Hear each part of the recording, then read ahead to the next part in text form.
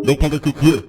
Hello, everyone, and welcome back to the first ever episode of the Handsome Contest. This week, we've all been looks-maxing to get ready for this, and we've brought on our first opponent of me and Isaac, which is Noah Samsen.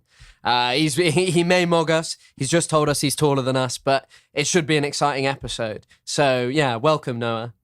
Welcome, Thank you for having me. Thanks for coming.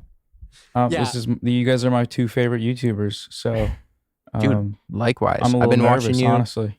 I've been watching you since I was a fetus, dude. I came out of the womb a Noah Samsen fan. That's how it should be for everyone, honestly. I don't know. I've always been a big fan of some of your opponents. Ethan Klein, Think Before You Sleep. They're winning me over, you know. As I've gotten older, I started to like a lot of other people these days. My tastes are expanding and refining.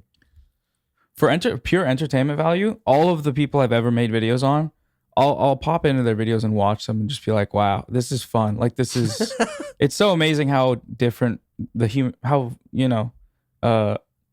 the human race is and the way our minds work and the things we think are important. You are the perfect embodiment of judge me by my enemies. I've never seen such a perfect embodiment of that statement before. Yeah. Yeah, I guess from day one, arguing with like, they're always outed as like weird sex criminals or like some kind of like Nazis. Nazis, Zionists, pedophiles. It's like a good mix. A lot of times overlap between those things. So you do good work. Yeah, but I mean, it's great to have you guys on the same team, kind of. Were you big on the Tate stuff when that was happening in 2021? Yeah, I did a lot of anti-Redpill, like manosphere kind of content. I didn't really talk about Tate that much, and I guess it never hit my radar because it was so comically, even though the people I talk about would be comically like, should women vote? I don't know, probably not. No, women shouldn't vote. They'd say stuff like that, like legitimately, and you can't really do that and be taken seriously other than like in a very specific online context where like, 10-year-olds are watching and being like, they're maybe cooking. But with Andrew Tate, it's like legitimate, like, sex traffic or sex criminal that also he's just comically evil. And I think I pretty much I was like, that seems like a given. Other people were covering it enough, but under that same vein, I talk about like Fresh and Fit and Sneeko was, I don't know if you guys are familiar with Sneeko, but he was kind of riding that wave at the time. I remember he made a channel, a YouTube channel that he started doing Red Pill content on, and within like 3 months, I think it made 500,000 subscribers just doing daily, like, let's react to street interviews where they ask women how many people they've slept with in their life and then go, like over and over again for 12 minutes into a GoPro, and it worked. There's a market quite for it. Amazing to see. Yeah, totally. I feel like it's died down in recent times. It feels like woke is coming like the back. Conversation has woke is back. is on the come up. Woke is back, and like honestly, Israel has just made it so that people like, that was my personal journey where I was like, okay, all this stuff, this like anti-red pill or this red pill stuff is like, it's harmful. These ideas are pretty regressive. They're pretty like, a lot of it is kind of comically, just cartoonishly misogynistic to the point where the only people believing this will grow out of it in time. I remember FD Signifier, if you're familiar with him, he's covered a lot of the manosphere stuff in it, and they found that like upon interviewing a lot of these viewers of the manosphere, all of them, or very many of them, just grew out of it. They just got a couple years older, had a couple experiences in life, and then stopped watching it. And so that kind of juxtaposed, that like rhetorical or content type of an outlet of systemic oppression against women in the form of content versus very, very material violence from something like a genocide. That's what kind of ended up changing my, I guess it's a part of what changed my like trajectory, because I was like, it's not that this is like this should be a content that goes unchallenged, but for me it seems there are far more pressing issues. And yeah, I feel like the political space has somewhat reflected that, with right-wing influencers kind of jumping on anti-Israel stuff to be anti-Semitic or, except I guess BreadTube, like left-leaning YouTube for the most part. There's a couple people that have been consistent, but everybody else is kind of still, been disappointing. like the big ones at least personally, I've been pretty disappointed. And I I enjoy a lot of their content as well. Not to like, name names and start drama, but it is disappointing to see that people who have, a history of pointing out Nazism all over the internet or anti-Semitism all over the internet are incapable of doing the same toward the current strand of, racial supremacy that we're seeing take root and, well, not even take root, be prominent for decades in Israel. It's just interesting to see how they don't have any smoke for that, but they have all the smoke in the world for a problem, anti-Semitism, Nazism, that for the most part is unacceptable in the upper echelons of like Western political society and institutions. Yeah, I mean, definitely. I think it is incredibly disappointing. Palestine's always been a bit of a litmus test for, I think that's what Stephen Salater wrote in like 2021. He said it was always been a litmus test for people who are serious about left-wing politics or not, because there are so many people who would kind of find sympathies for Israel on it, who would be like, well, you've got to take into account Israeli society's feelings. When there's a great quote in one of Patrick Wolf's essays, Settler-Colonialism, I can't remember which one. The Logic of Elimination? Your Logic of Elimination. It's like, he says Gaza and the West Bank, as Palestinians become more expendable, will either end up like the Bantustans, if they are less expendable, or it will end up like the Warsaw Ghetto. And Gaza has ended up like the Warsaw Ghetto in the sense that the Nazis couldn't beat Jewish resistance in the Warsaw Ghetto. And so what did? They burnt the whole thing down, and they've not been able to break the spirit of Palestinians in Gaza at all. And to this day, and right now, it's literally like another facet of that genocide, not allowing tents in, and people are dying because of storms. It's pretty evident that he was right, and that all of these warnings from serious like left-wing political content creators and left-wingers should have been heeded, but unfortunately for some, just not willing to stick their head up. They're not willing to lose the power that they have around democratic or more like official politics in America. Yeah, and the fear of, I think a lot of it is just this like fear of being framed as anti-Semitic. Like still 2 years in, not knowing enough about this or not caring to know or look into it enough about this to say you can stand on it and be anti-Israel, and if people are accusing of anti-Semitism, you can disregard that, and you should disregard that so that you can be an example for what other people should do when they criticize Israel or when they talk about Israel and get that accusation. By being silent, you are just perpetuating that system. And it is just a general dehumanization where the hypothetical online victim of like an anti-Semitic tweet is worth making, hours-long video essays about versus 50,000 kids being blown up by a Nazi state.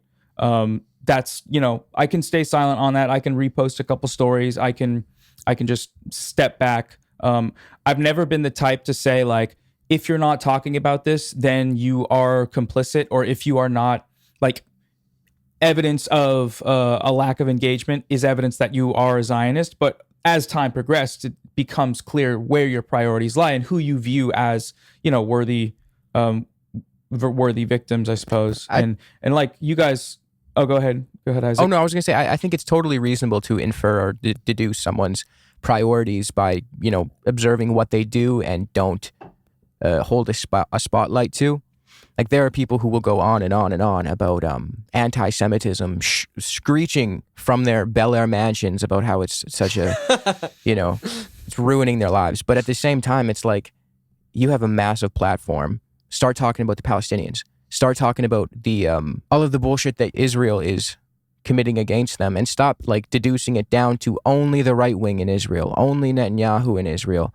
Start taking aim at the entirety of the ethno-supremacist project that is Zionism, and don't hold water for it. And I think by examining whether or not people can do that, you can definitely fairly deduce where their priorities lie.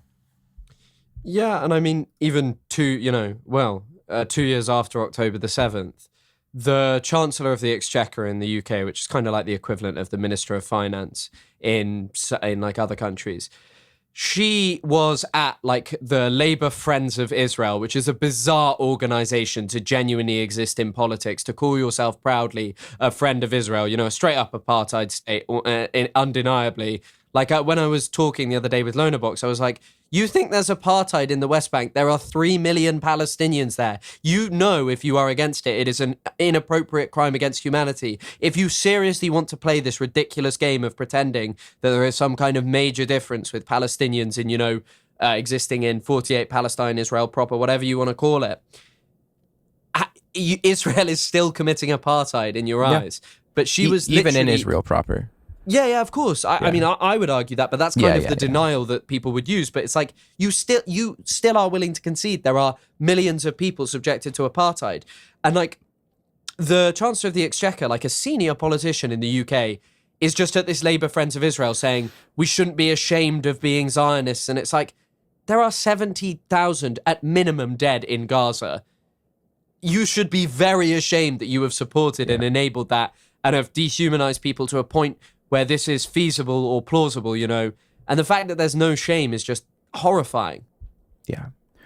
You guys mentioned briefly, like in the last episode, which I was listening to because I'm your guys' number one fan, but talking about the comparison between Israel and Nazi Germany and the way that some have, Ethan Klein, I mean, for example, made a story about how it's anti-Semitic to compare kids that were treating Bezalel Smotrich, like one of the leaders of the Nazi regime in Israel, as like Taylor Swift. Like they were super excited to see him, and then people were comparing them to the Hitler Youth, and it's been floated around, and it's a common defense of Israel that like you're uniquely targeting people's Jewishness by like trying to antagonize them secretly by calling them Nazis.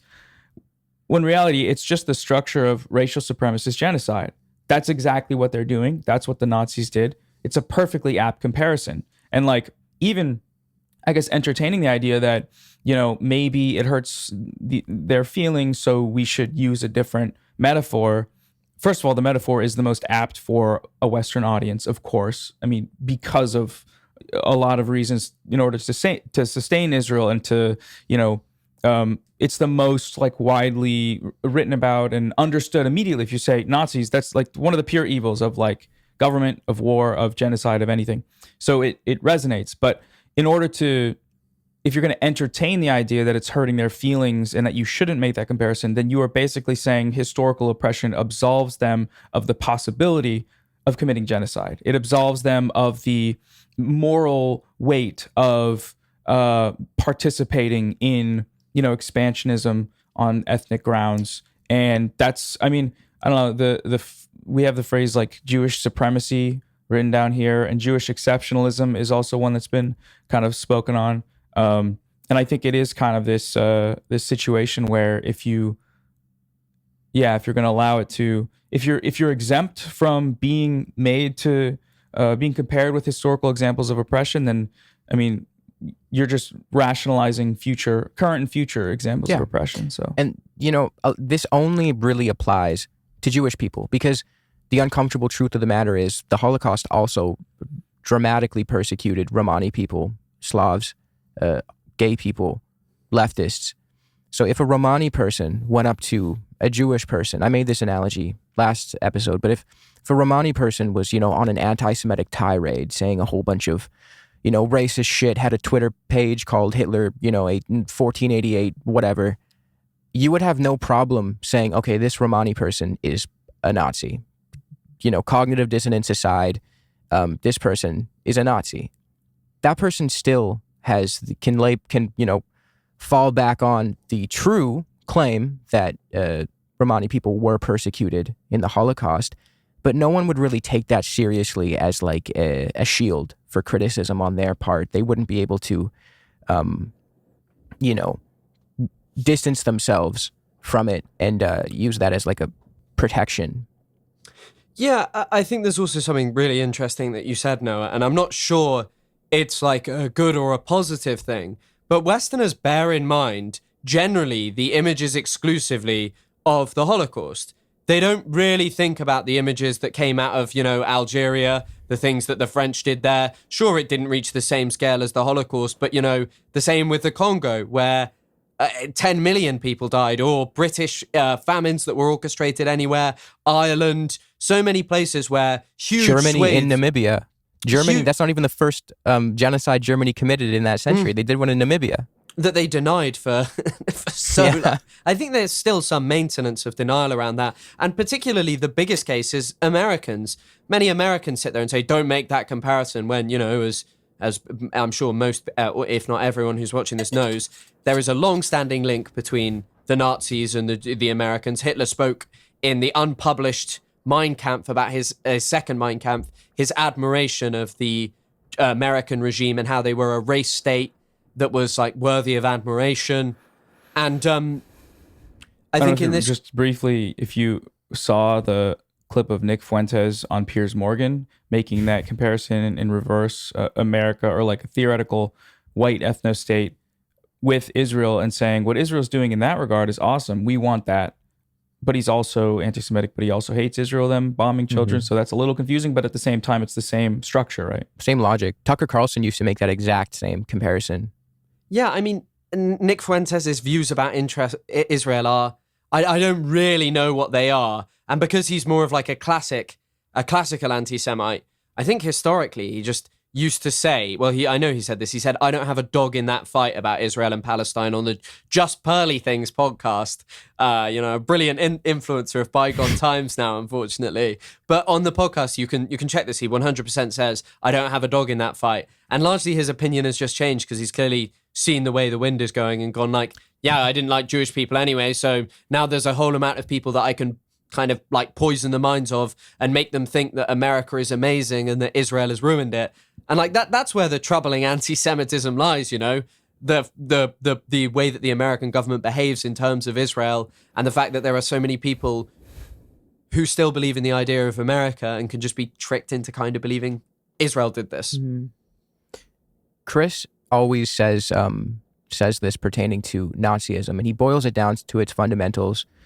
And he says that at its core, it's a hyper-racist identitarian movement that, prioritizes like the perceived purity of the in-group and the perceived inferiority of the out-group. And if you just boil it down, strip it down to those fundamentals, it's not at all inappropriate to apply that same logic to another analogous ideology. And I think Zionism, like if there were to be another ideology that could perfectly map on to what I just described, it would be Zionism. And to gatekeep that comparison behind this, pearl clutching of oh, this is offensive, stifles the discourse. And it's a discourse that we should be having. If anyone in the audience hasn't read it, I would recommend The Holocaust Industry by Norm Finkelstein. That's like a good, interesting starting point as to, camera turned off. One sec. About to start talking about the Holocaust. And they wanted to shut me off. Censored, man. Yeah. The idea of like the unique position that Jewish people have due to historical suffering that exempts them from comparisons of previous genocides and committing previous genocides. And that in the Western cultural consciousness has a lot to do with the funding and proliferation of specifically Holocaust education for the aims of pro-Israel groups and for the aims of jarring up fear and narratives about anti-Semitism in order to justify Israeli colonialism.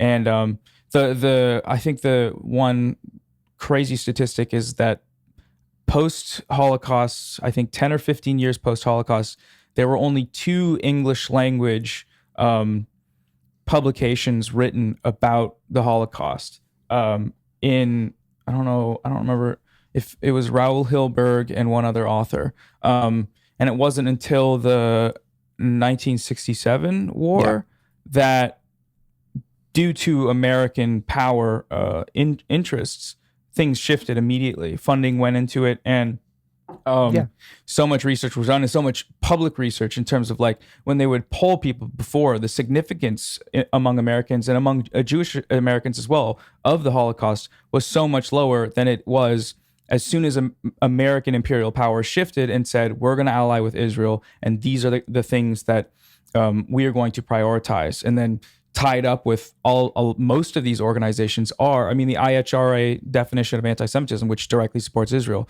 That's a Holocaust, initiative. Education initiative. And none of this has anything really to do with the aspect of like the needs of funding historical research. God damn it. Sorry. Barry Weiss has purchased StreamYard. She's expanding. Yeah, no more StreamYard for Noah. No more anti-Zionist content. You're being censored. Barry Weiss is in my camera's battery, pulling wires. But yeah, no, that I'm happy you brought that book up because in it he points out that like the majority of Jewish people post-Holocaust did not have sympathies for Israel, American Jewish people, I should say, and actually sympathy with the Holocaust post-World War II was actually seen as like a communist sympathy, so it wasn't something that was openly expressed so often. And then, yeah, as you mentioned, the 67 Six-Day War, the Israelis proved their military might, as well as other like Cold War politics in the region played a role. And the rest is history. The U.S. jumped at it, and they understood the position that Israel could play in relation to their imperial ambitions. And it's where we are now.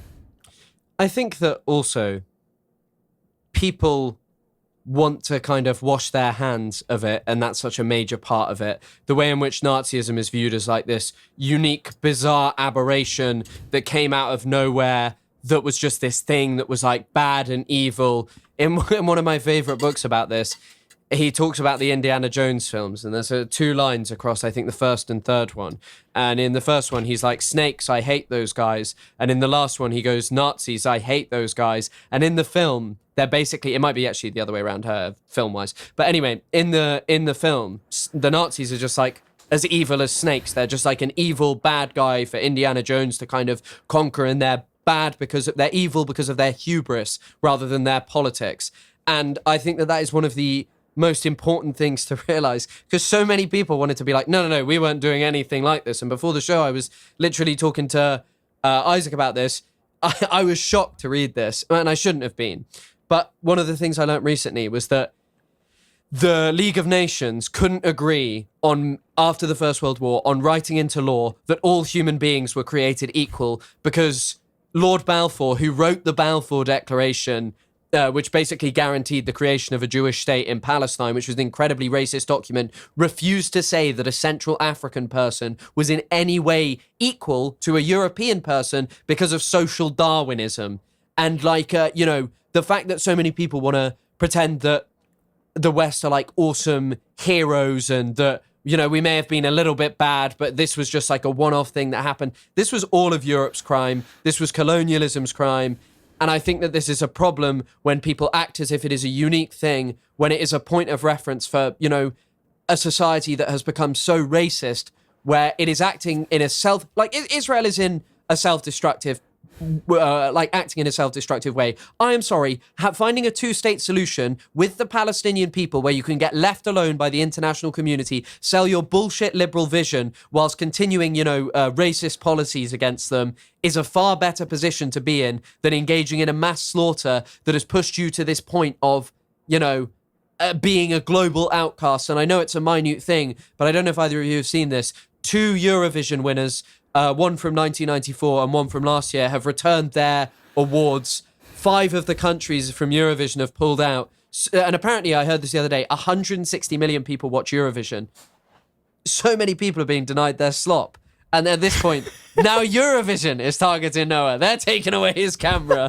No. Yeah, I just think that on the topic of, on this topic of kind of the way in which people believe that this is some kind of uniquely bad insult to be called, it describes a kind of politics that the modern Republican Party is very similar to, that people like Charlie Kirk, if you analyze his rhetoric and bother comparing it to, the Nazis. And the same goes for Kahana. I've spoken about this multiple times. There's a Hitler quote where he's talking about Germans attacking Jewish women. That was a key base of Kahana, Meir Kahana, the racist American rabbi who goes over to Israel. It's a key base of his politics. Talking about racially motivated sexual attacks. It's a commonality. it's always interesting, like specifically with Kahana and like the Kach movement and stuff.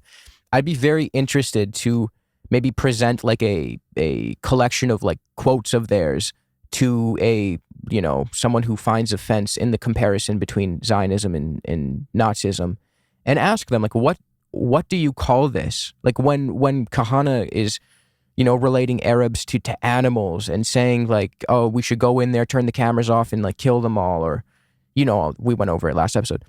How else can you describe that? The story you told me about like the equivalent of pretty much Kristallnacht, where they would go to businesses and under the threat of violence tell them not to employ or serve to Arab people. What is that? What is that other than like a mirror image of Nazism? Mm-hmm. Even the term Judeo-Nazi was invented by an Israeli Jewish person. It's not like some invention from Western society meant to hurt Jewish people. It was an observation made in the 1980s. And another bizarre Kahana fact that I'm sure most people have never heard is after Kahana came to power in the 1980s, the Israeli military had to engage in like teaching people about democracy, because apparently multiple Israeli military units had been referring to themselves as the Mengele squads, and they'd also, as in reference to Yosef Mengele, they'd been cooking up ways to kill Palestinians, and they had no problem comparing themselves because they had similar heinous plans of extermination. And the fact that people balk at this comparison is a joke. You know, as you were saying, 2 years into this. It's so, I mean, it's not even hubris, because it works when in your face, they will essentially be carving, you know, a Star of David into someone's forehead, or like driving bulldozers over Gaza and drawing them. And then also, you know, the noose pin that Ben Gvir was wearing recently, where they're saying you can kill these people are bugs. And we're saying that over and over and over again. And it's not just the military, it's not just the politicians, but it's translate from Hebrew, just any tweet, just street interviews in Tel Aviv. It's the dehumanization is everywhere. It is completely widespread and thoroughly baked into the society. And then for them to turn around and deny it, act like it's not happening, and then even further push it so that people are framed as anti-Semitic for wanting to talk about it. And then for the people in the West to buy into it, for people in the West to entertain the idea, it's that maybe like I'm a little scared to speak out. I don't want to sound like the term Jewish supremacy is scary for a lot of people, because even though if you translate that to white supremacy, people understand that perfectly fine. People on the left use it very often. When it turns to Jewish supremacy, there's so much like psychological baggage, a lot of which is an intentional effort from Israel to, you know, perpetuate this myth that we are supreme, we are special, and we get to do things that you don't, including committing genocides. And if you want us to stop doing that, you are trampling over our rights. And it's, you know, it's what's, I don't even get frustrated when they say these things, because it's obvious when, you know, right-wing Zionists, liberal Zionists even do these things. That's so predictable. We've seen it over and over again. But then when I see, you know, so-called leftists ceding to these positions about the validity of Zionism, or about allowing Zionists or Zionist rhetoric, or capitulating to the framing that this could be anti-Semitic, centering Jewish suffering and Jewish pain in a conversation about Palestinian extermination. It's repulsive, but it's happening from the left, which it kind of has been eye-opening to see that the left in the West is, you know, very compromised by liberal Zionism, to the point that, you know, there's very few people left after you filter out the kinds of people that are going to say, you know, that are going to center Israeli suffering, Jewish suffering in a conversation about very real material oppression. So the quote unquote ceasefire, you guys want to get into that? And what it means to have a ceasefire, a cessation of this particular bout of hostilities, and, you know, distilling the entire Palestinian plight down to that. And that doesn't really keep in mind the fact that this has been going on forever, and conceding to the logic of, well, this one ceasefire, it's not even really a ceasefire because they're still going, but this is what we should have been striving for. This is the end all be all. And how conceding to that logic is, well, that's the logic of the colonizer, because the issue is not necessarily only this round of hostilities, but the settler colonial project that is Israel. And Noah, I know you had a lot to say about this topic, so I'll give it off to you. Yeah. I mean, I'm sure it's been frustrating for all of us to see the ceasefire lie being perpetuated, the bold-faced nature of the IDF continuing to even post when they say they've eliminated terrorists at the yellow line, but then the article comes out and it's a 3-year-old girl who was shot twice in the head in a wedding. That it's like, it's insulting, it's horrific, but it is entirely predictable from Israel. What may have felt less predictable is the Western left's response to it, where a lot of people are continuing to talk about it, or a lot of people are continuing, obviously, to cover the daily killings, the continued blockade, specifically in the context of housing, with the rains and the floods. Part all the way back in January of 2024, part of the ICJ's ruling about genocide against Israel was the need to provide adequate housing. And part of the process of ethnic cleansing is to deny them that, and while also lying that they are actually bringing in enough, however many thousands of trucks per day. So all of this is a lie, and all of this is very obviously meant to distract and just put it at the back of the news ticker, and relegate Gaza to what it was before October 7th, which was completely gone from the stage of international news. Mm-hmm. And when we say ceasefire, like, there has been no ceasefire. There has been no letting up of violence against Palestinians. And whether that looks like actual bullets and firing, or starvation, ethnic cleansing, just destruction for no reason, the destruction of crops, violence, slow, long-term violence, the kind of violence that, when people talk about what Hamas did with the money they sent them, the money that's been taken from Gaza is incalculable. Well, it's calculable, but it's several orders of magnitude over what a human society is. They've been robbed of everything. And that sort of violence isn't understood when you talk about a ceasefire. And in the Western consciousness, it does seem like even if the ceasefire is apparent, or even if it's being called a ceasefire and the numbers of deaths are lesser than they were before, first of all, lesser than an entire genocide of like 30 kids a day being slaughtered. What kind of lesser is that? It's still people, but I think it's 400 people have been killed since the so-called ceasefire. But there is, I think, a psychological element of partly relief when we look at the actual toll, and when we look at obviously Palestinian responses in Gaza to the ceasefire, to the cessation of active continued bombing, like every day, all the time, even though it is still happening. But, responses from people saying like there is some level of reprieve.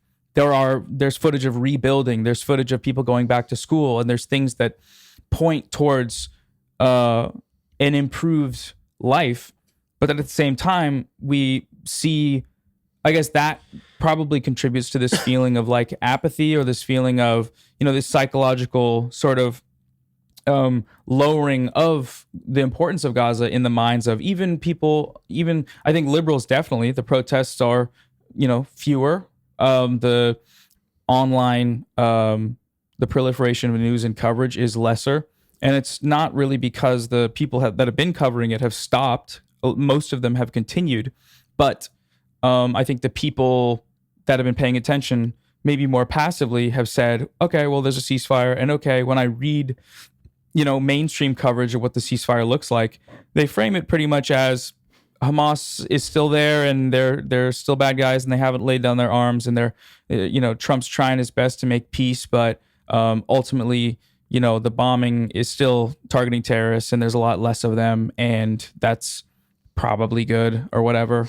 Some of the, oh God, I can't read the New York Times without like damaging my teeth from grinding. grinding. It's so so impossible. I have the Chomsky disease. I was gonna say the Chomsky, not the brain, the smart one, but like the grinding teeth, grinding at the news. So, oh my god, it's like it's horrific because of how passive it is. Like how effectively in the minds of a Westerner that kind of cares about this, that have seen what's happened and is like, yeah, I think 50,000 kids being killed is bad. At the same time is able to immediately return to the programming of what it means to, I guess, witness slow genocide, slow ethnic cleansing, which is just not think about it. I believe it was Ilan Pape. He referred to the state of affairs in Gaza prior to the genocide as an incremental genocide a while ago, long before this round of hostilities started. But again, like prior to October 7th, 2022, 2023, this is some of the most violent times for Palestinians in Gaza in recent history. So to act as though just because this flare-up is, purportedly starting to cease, which it's not, but purportedly, just because that's happening where we've, achieved our goal is far from the truth. If anything, this is when people should start ramping up their support for Palestine, because at the end of the day, their aspirations have not been met. And if anything, now we're going to see U.S.-led coalition occupation forces now occupying Gaza, now milking it for all its worth, engaging in real estate construction. People are going to get extremely rich, and now the Palestinians in Gaza are not even going to have that anymore. They're going to be relegated to an even smaller strip of Gaza, smaller slice. Yeah, I think, to be honest, this is a problem with generally how people see and understand Palestine, that the structure is so much more important than the event. Once again, this is a Wolf thing. In terms of Palestine, his famous quote is, "Invasion is a structure, not an event. The settler comes to stay." October the 7th and the date since has been like a spectacularly violent outburst of Israel's violence against Palestinians, and also, October the 7th itself. But before that, Israel was still doing the same things. The genocide is just an acceleration of a pre-existing genocide. The term incremental genocide makes sense, and I was asking a scholar once upon a time about all of these terms and whether they were actually necessary, like scholasticide, ecocide, herbicide, as in to destroy a city, scholasticide to destroy knowledge and academia, schools, all this stuff. Ultimately, Israel has always taken aim at the fabric of Palestinian society. It has made it unlivable. It de-developed the economy of the Gaza Strip in the 1970s, 67 onwards, really. It wasn't like something that magically came out of nowhere. They've always sought to drive Palestinians out, and it's not always through spectacular killing. Sometimes it's through things like family reunification laws, where you can remove a huge amount of Palestinians by preventing Palestinians from getting married and uniting from, say, inside 48 Palestine to the West Bank, Gaza Strip, East Jerusalem, and saying, you're not going to be able to reunite together. And so what do people do? They go to other countries. They start their families in other countries. Sure, it seems like a small amount of people, but it's about this slow genocidal structure of violence that developed very early on in the Zionist project of basically, okay, we don't have a space for the Palestinians in a society that we seek to build here. And, a lot of this episode, and like our last episode, is kind of talking about liberal Zionism versus right-wing Zionism. Liberal Zionists, Ethan literally said it. Well, Israel has to maintain a demographic majority. Mm-hmm. Like, if the Palestinians outnumber the Jews, it's everything's fair. They won't be safe. They won't be safe. They don't get their state anymore. And it's like, and tapping back into something as well. What is this? Like, I'm seeing the lack of safety. I'm seeing extermination right now. I would rather invest in the hope that there is some kind of equitable solution in which human beings can exist together without this need for hyper-racist nation states. These things are bad. They've been bad since their inception. And Israel is the perfect point of a nation state taken to its extreme. All these leftists balk at what Trump does. They balk at what the UK right is doing. Their talks of remigrating people, balancing demographics. They cry about it. And yet when they see someone taking that to its most extreme point, they're just like, well, what about Jewish people and people being mean on campuses? It's like, what am I meant to say? To build off that point you made about the referring to Patrick Wolf and how it's we have to view things in terms of being structures as opposed to events, and you brought up Ethan Klein as well.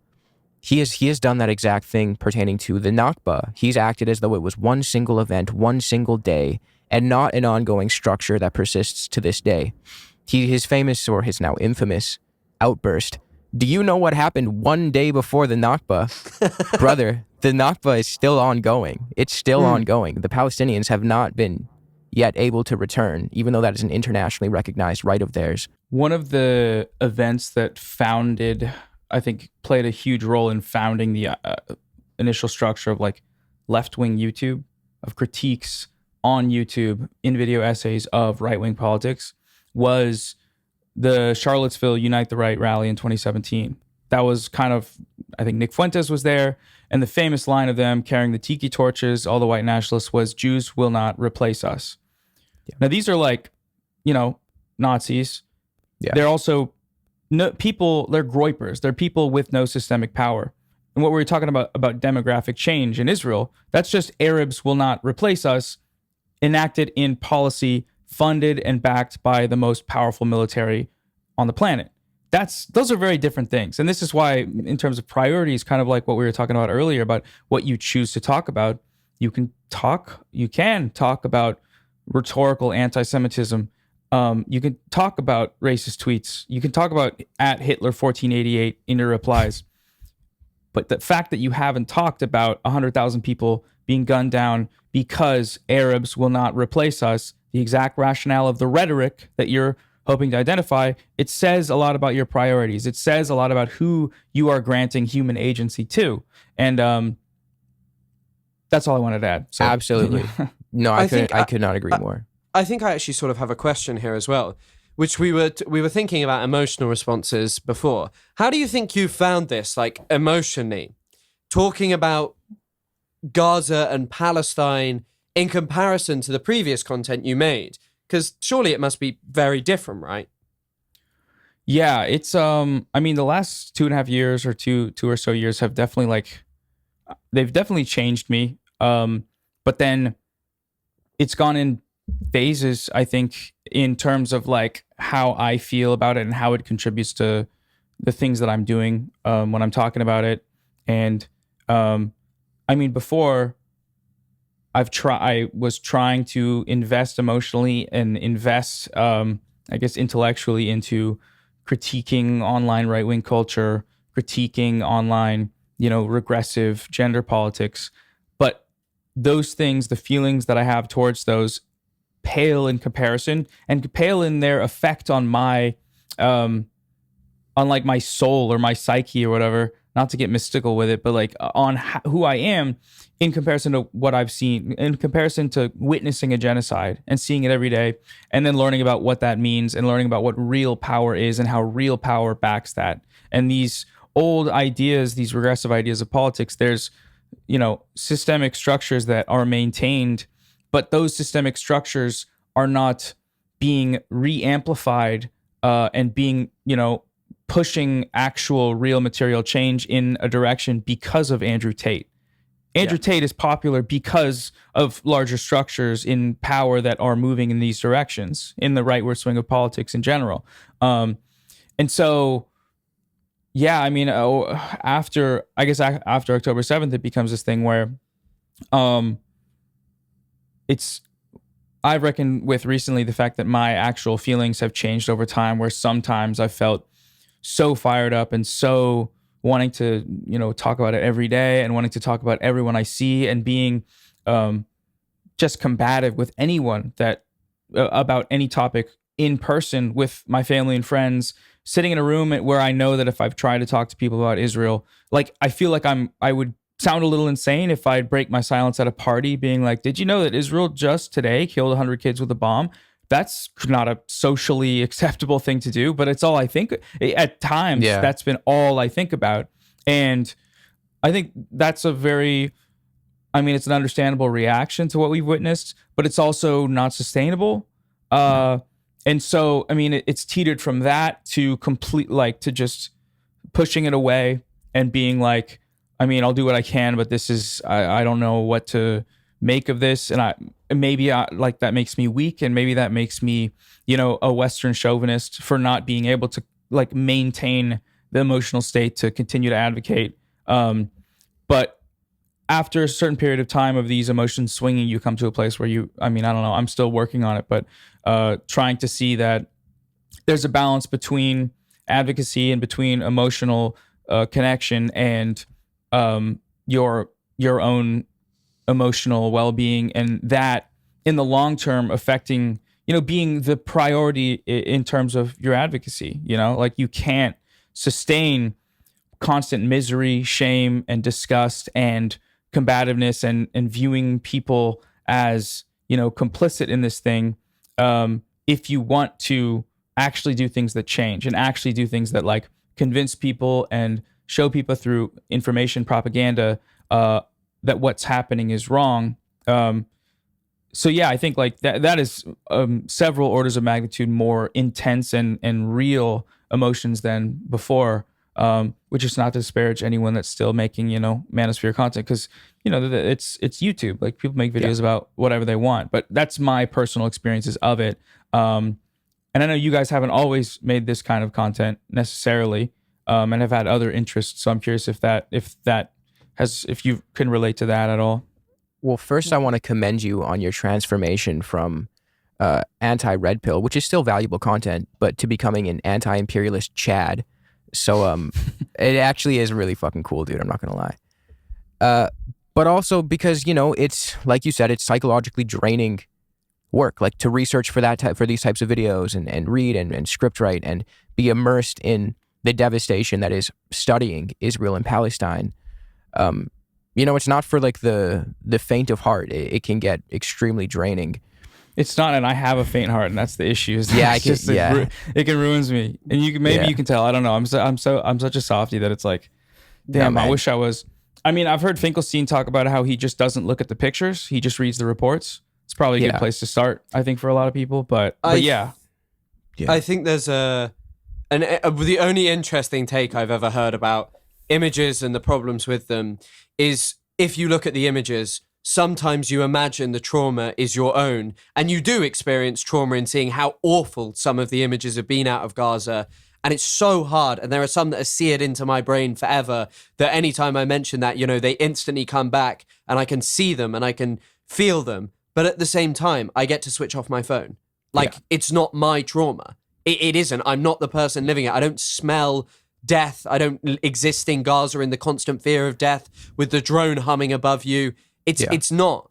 But I don't think that should disparage anyone who's had like strong reactions. There are there are many TikToks. Anytime I would upload a TikTok where I was impassioned by something that had happened, it would get taken down because I would just speak so frankly about Israel and not be like anti-Semitic or anything. It would just be because I wasn't able to control my emotions. I remember there was a video.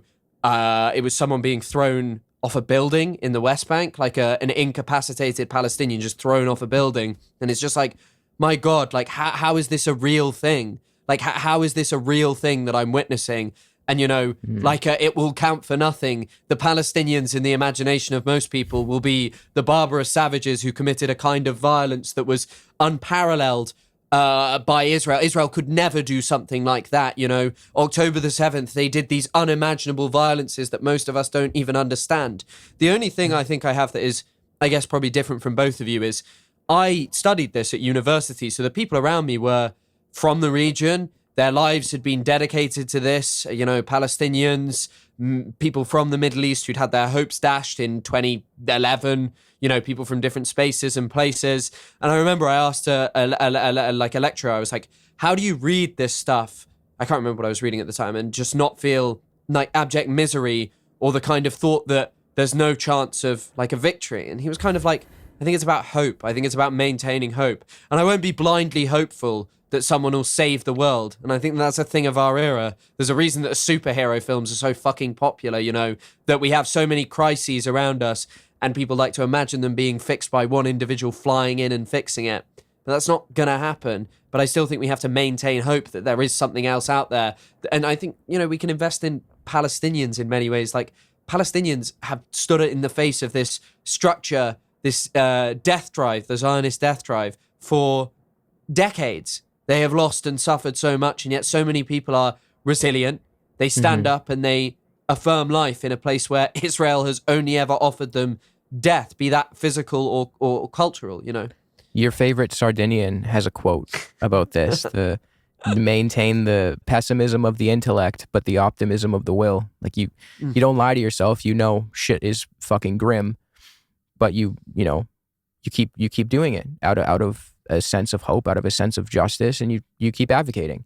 Like, it is horrible. Like, there's times when I'm researching, and I'm a softie too at times. I cry when I'm reading the shit, but I'm also like, maybe it's because I have like an MMA kind of background, and that's what I've done like for like the beginning of my life for like years and years. I'm pretty quickly able to hone that sadness into like just kind of anger, or like not anger, but more so like determination. And at least for me, I'm able to kind of like transform that into, okay, I'm feeling extremely strongly about this right now. I'm going to transfer this energy into researching and doing what I can to combat this.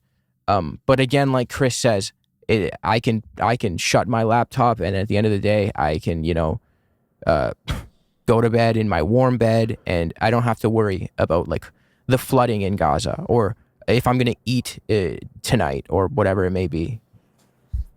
Yeah, I think I guess I have a couple questions, but initially, like it's one of the most consistent ways that I think a lot of people kind of push away those emotions of, rage, disgust, fear, anxiety from what we're seeing is the relativism of saying, who am I to sit here and cry about this video when someone's in that, a human is in that video being shot, being tortured, being raped, a human who has family is looking at this video, that is their family member. Fear of that happening to them is very real. There's a relativism that makes it so that I think it makes sense, like intellectually and for politics, why that you have to get over that thought. And I think I'm curious, like the MMA background, what you mean in terms of your ability to push it away. But also, just real quick before I forget, that I do think I don't see a lot of space carved out, understandably so, but maybe there are people that I just haven't seen it talking about that initial psychological reaction, how, some people are obviously so strong and so resilient and able to push through that, but I think a lot of people aren't. They have a lot more trouble, and even if they do push through it, there's wounds and there's like psychological damage that you're carrying with you that, you're never going to understand it. You're never going to fully be able to break it down, and hopefully you do, but ignoring it, I think it's easy to intellectually rationalize ignoring it, but that also doesn't make it go away, and that doesn't make it I guess any less real. And it's hard, it's a really hard thing to talk about because you are ultimately centering yourself, but we are all people, and we are all trying to contribute to this thing to help where the like material violence is happening. But so I guess some people are able to push through. All the people that I think respect and admire are the people who save that emotional reckoning for off camera. I guess except like Gabor Mate or other people that are focused more on like the at times emotive psychological elements of this kind of trauma. And he might be the person I just need to read more of. But ultimately, what you're saying, the relativity is kind of like for what we are doing. The relativity, the pushing through that feeling to understand what to use it as fuel is, I think, probably the most optimal. Yeah, that's all I really meant. That's all I meant. Like when I was at MMA, I would just, if I had like a grievance during the day, I would feel strongly about it, and then I would just let it out when I would go to class at night or some shit, or if I had like a fight or whatever. But just that logic and transferring it over to the work that I do now, I get. I don't want to say catharsis, but I would say, just being able to channel just like the desperation, the sadness into a work of like, debunking it, creating like a piece that I can channel my sadness into as a way to at least selfishly distract myself away from it, because I get the privilege of doing that.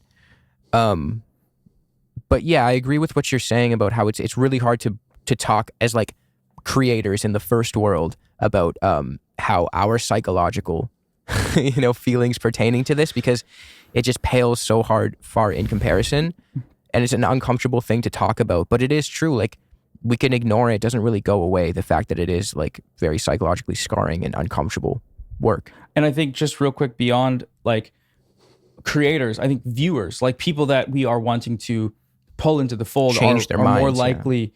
Yeah, we want to do that. So that's why I guess it's our responsibility to push through it. But I think for broader populace, it is a lot harder than people who like us who do dedicate our time to studying and understanding and being able to intellectualize. And I guess that's where I'm curious if it's beneficial at all to talk about that. But as creators, it feels just gross. It feels like, I don't know, streaming is harder than a 9 to 5 or whatever. It's like, shut up. But at the same time, the lack of conversation around it makes me curious as to how viewers feel. Because I know I've read comments of people talking about how this genocide has stolen from them happiness, peace, even if that peace is just, it's in their mind. That's still a person, But again, don't want to center it too much, but. I mean, I think this is also interesting because obviously I was at university during, like when this started. I returned to university like just before October the 7th. And there was someone from Gaza who was at my university. She had left in September of 2023. And so it was always interesting, like when we were doing the encampment and stuff, she would talk about, her family and what they were going through. And I remember one time there was a really like shocking video that came out of somewhere. And she was like, I knew the person in that video. Like, I know that person. They're like I think she said like a cousin or a family friend or something to that effect. And she was like, they lost their son and that's why they're sat there crying. Like their son was just killed in an Israeli bombardment. She spoke about losing her brother. And it was at times where like the university chancellor, she was like, I wasn't at the meeting, but I know people were there. They were like, she was like, Israel killed my brother. Like my brother was in a hospital. He was killed by Israel. Like, can you say sorry to me? At least, can you apologize? You have like a form of relationship with Israel, and she, the chancellor just wouldn't even say sorry to the vice chancellor. Wouldn't even say sorry to her, or like say, apologize about losing her brother. And so I think it's always like, seeing some people who are really connected to it is difficult. And there's other people who I've met as well. There's a guy called Ahmed Al-Naouk who's written a book called We Are Not Numbers, who I've met, who's regularly on British media because he's like, I lost 20 members of my family in Gaza. And I think that like ultimately people from Gaza and what they hope for, and I think Palestinians generally, what they hope for from people is to not give up, to keep talking about it. And I think for me, like I'd never, like whenever someone comes up who's Palestinian, they're like, I really appreciate what you do. And like for me, in many ways, it has been a blessing because first of all, I always cared about Palestine, but I just shouted into a void in terms of like, I'd post to, the reason I had a second Instagram account was because I was like, I just post on my stories and no one cares. And so why don't I just start putting it on an account? And I stopped doing it for like 2 years. But like during this, it has been a blessing to be able to talk about it, to shape in some ways on TikTok, to like shape discourse around Palestine and stuff, to help people understand it. And I think on YouTube, that is also what like, both of you guys have done, like talking about, the, like your videos, like some of the best that I've seen are like, how to girl boss a genocide. Like that's a really interesting thing to talk about, like kind of this intersection of Israeli feminism and Western feminism of like, oh, look, here's this epic, strong pilot bombing Iran and freeing people there. And it's like, well, this is just someone mass killing people. And once again, it goes back to this thing. Most of the people who killed in Gaza, I saw this quote recently, were secular leftists who hated Netanyahu, apparently. And those are the mass killers. And I think that being able to talk about that, being able to try and move the needle away from liberal Zionism being an acceptable thing is a positive thing to have done. And I think that is something that is good. And Fanon, I think at the start of The Wretched of the Earth, Fanon writes like, once a few years ago, these were just angry thoughts in my head and it developed into The Wretched of the Earth. And I'm not saying any of us have produced The Wretched of the Earth or anyone will again, but I think that there's merit to what he's saying in the sense of like, this anger can be channeled into positive things. And in many ways, I think if we're talking about viewers, what outlet do most viewers have? They're just angry and they talk to their families about it. And in many ways, as creators who get to talk to vast audiences about things we really deeply care about and get the gratification of seeing that people also, that spoke to them in some way, is a thing that during this time is not only a positive contribution to have made, but is also beneficial in many ways to our own mental state with dealing with this, something that I guess a viewer wouldn't enjoy, if you know what I'm saying. I don't know if that made sense. No, yeah. What I will say is I have seen some of Chris's writings, some of his essays, and all I have to say is close enough. Welcome back. Welcome back, Frantz Fanon. Oh that my shit God. slaps, bro. He came back to the UK. Wow. He came back in the form all of a places. quirked up white boy from the UK. Oh my goodness.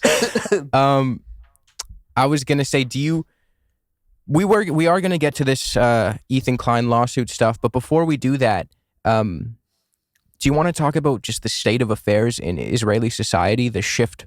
I don't even know if I could say it's a shift because it's not like a recent development, but the prevalence of right-wing politics, just fully genocidal sentiment running rampant in Israeli society. Yes, I would. I brought that topic up to talk about because I've been working on a video about it. Primarily because I am frustrated with the failure of the left to articulate this, at least for this message to translate. I shouldn't say failure of the left. I guess I mean the inability of the liberal Zionist or the liberal to rationalize this message, which is that Israel as a society is genocidal. You know, it's not Netanyahu's right-wing government. It's not his government. It's not just the IDF, even though, so many Israelis are soldiers at the same time. It's the entire society. It's the ideology that undergirds Israel, the structure of settler colonialism. It's the project. And I know you guys know this, but what I see talked about less is, the attitudes of Israeli society. And I put together just a list of some polling.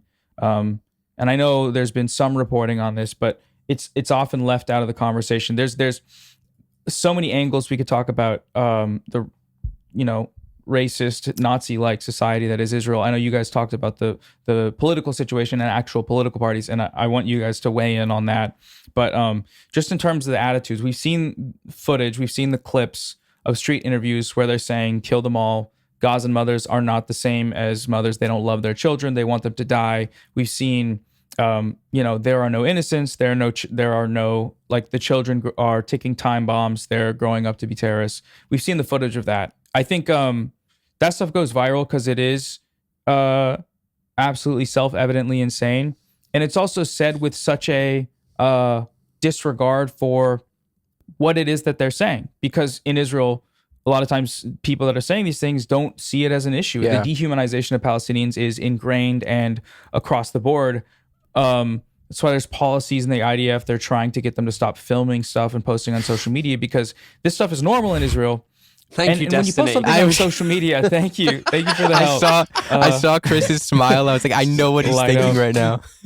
Exactly. Despite the efforts of some of our favorite streamers, they have continued to post these things. And the reason they've continued to post these things is that to them, it's normal.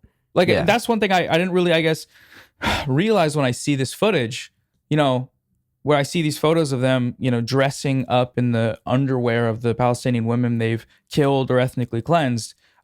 This footage is being posted. It's not like this is something that's being leaked. It's not WikiLeaks. This isn't stuff that's being hidden. And when found, people had this rage and reaction. It's like, I know my friends and family are going to see this. They're going to like it. That's why you post things on social media, so people can enjoy it and engage with it and think, wow, you're so funny. Wow, I love what you're doing to serve our country.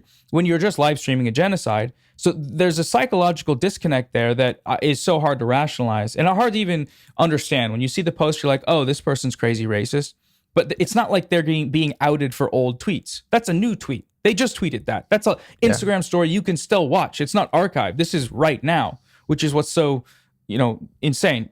That I kind of digressed from the polling because I think, unless there's anything you wanted to add, I'll just go through these polls. Yeah, do it. Go for it. So 3 weeks into the genocide on October 31st, the death toll was around 8,000 Palestinians, the vast majority of them civilians, including OCHA says around 3,500 children.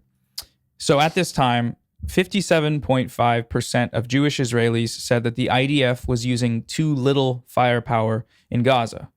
That was at that point, 3 weeks into what was clearly for anyone paying attention to genocide. In February, just a few months later, 68% of Jewish Israelis opposed humanitarian aid. That's from the Israeli Democracy Institute.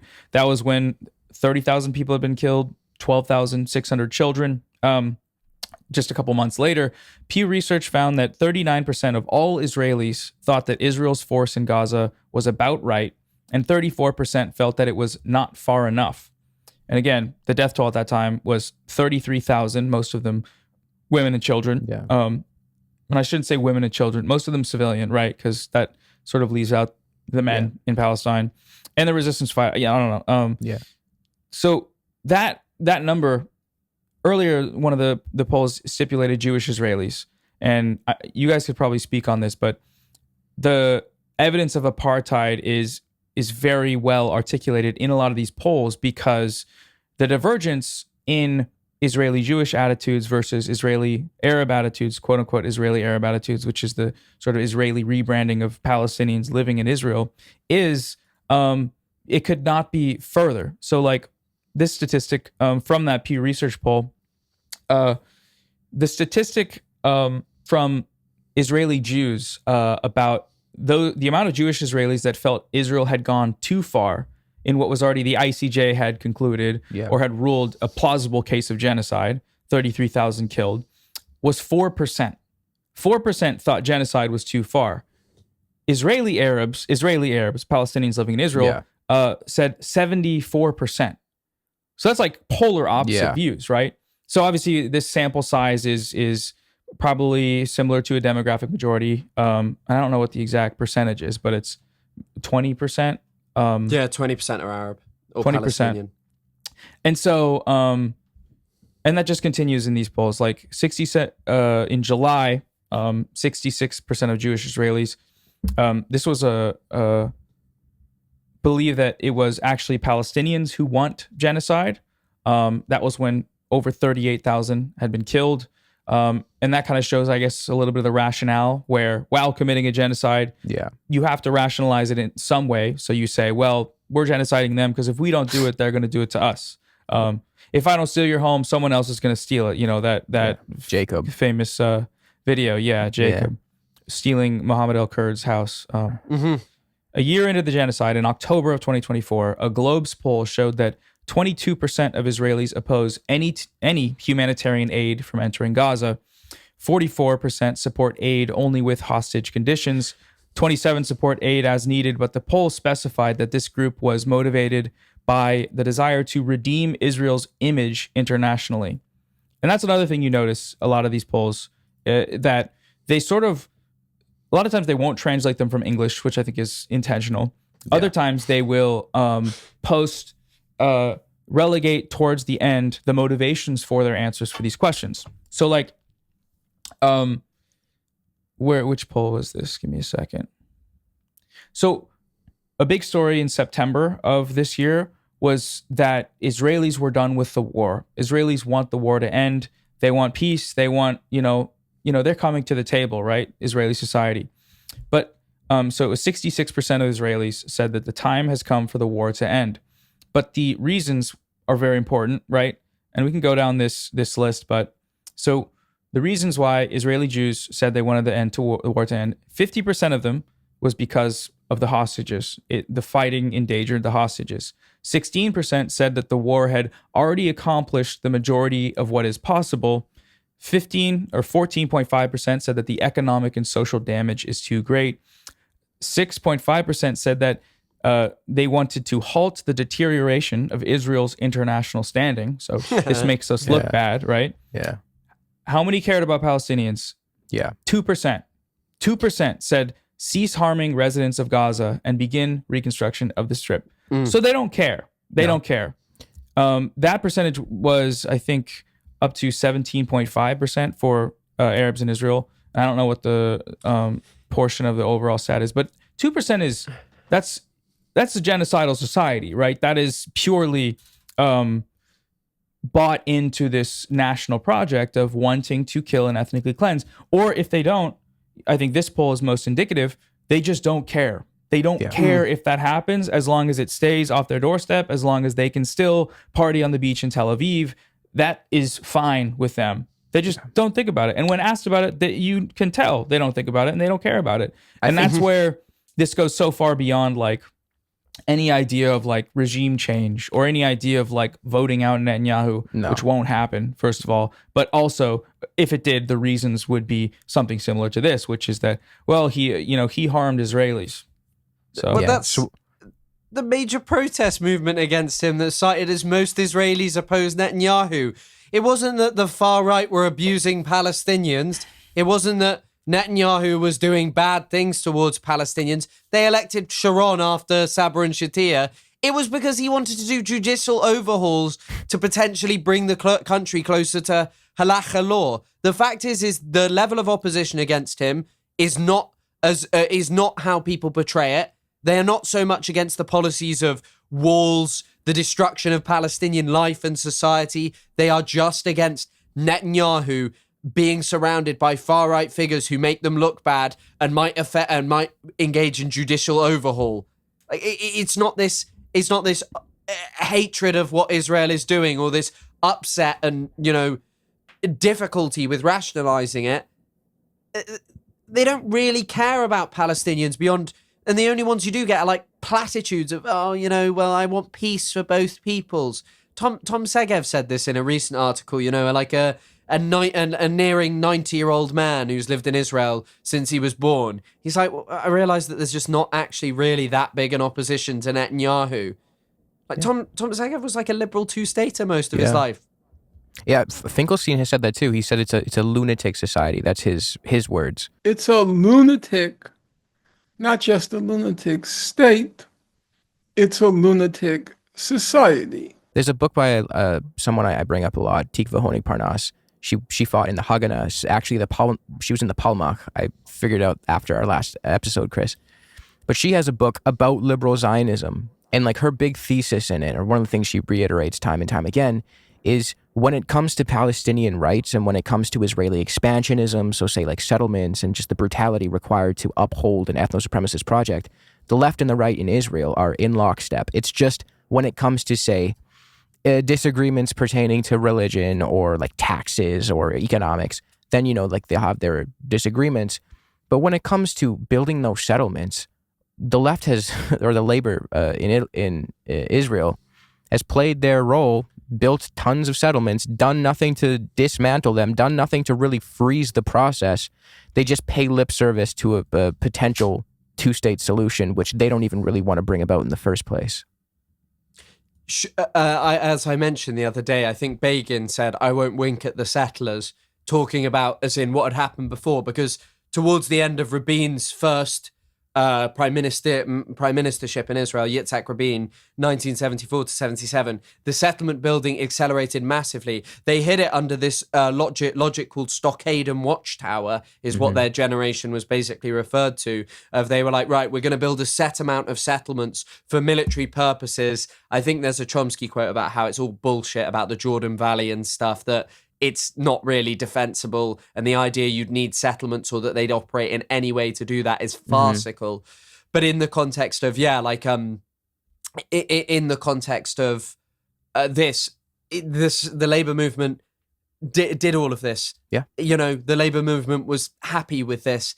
This distinction is a fictitious thing to appease liberal Zionists in the West and make them feel better about supporting an ethno-supremacist project, but it doesn't reflect a reality, What I wanted to ask, unless you guys have anything else to add on that, is the idea of the Israeli left. because I wrote that down. And I mean, obviously, we're not talking about liberal Zionists. There are anti-Zionist activists in Israel. There's like 1,000 of them. Yeah, I mean, I mean, if you want to go through any of these groups and like their significance in Israel, the perception of them in Israel, and I mean, what I've talked about recently a little bit is the sort of fetishization from liberal Zionists outside of Israel of the significance of these groups and of there are Israelis that do protest the government if they're not talking about the Israelis that protest it because they want better healthcare or the hostages or whatever, then we're talking about people, I mean, in such marginal spaces and in such, persecuted politically spaces that when we talk about the Israeli left, it's mostly this farcical idea that the society is redeemable and can be changed within and can be affected from anything other than outside pressure. And I think that that's another thing that's frustrating to watch.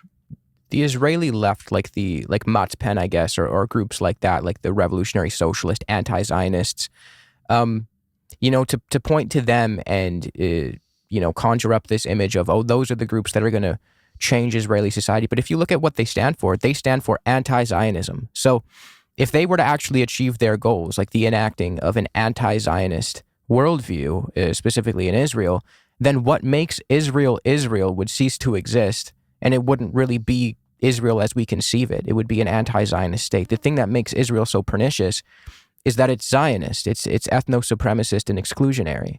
Tikva Honig Parnas, the lady I just mentioned not too long ago, she was part of Matzpen. I believe she was like a socialist. I think she was a Trotskyist, but a rare L. No, I'm kidding.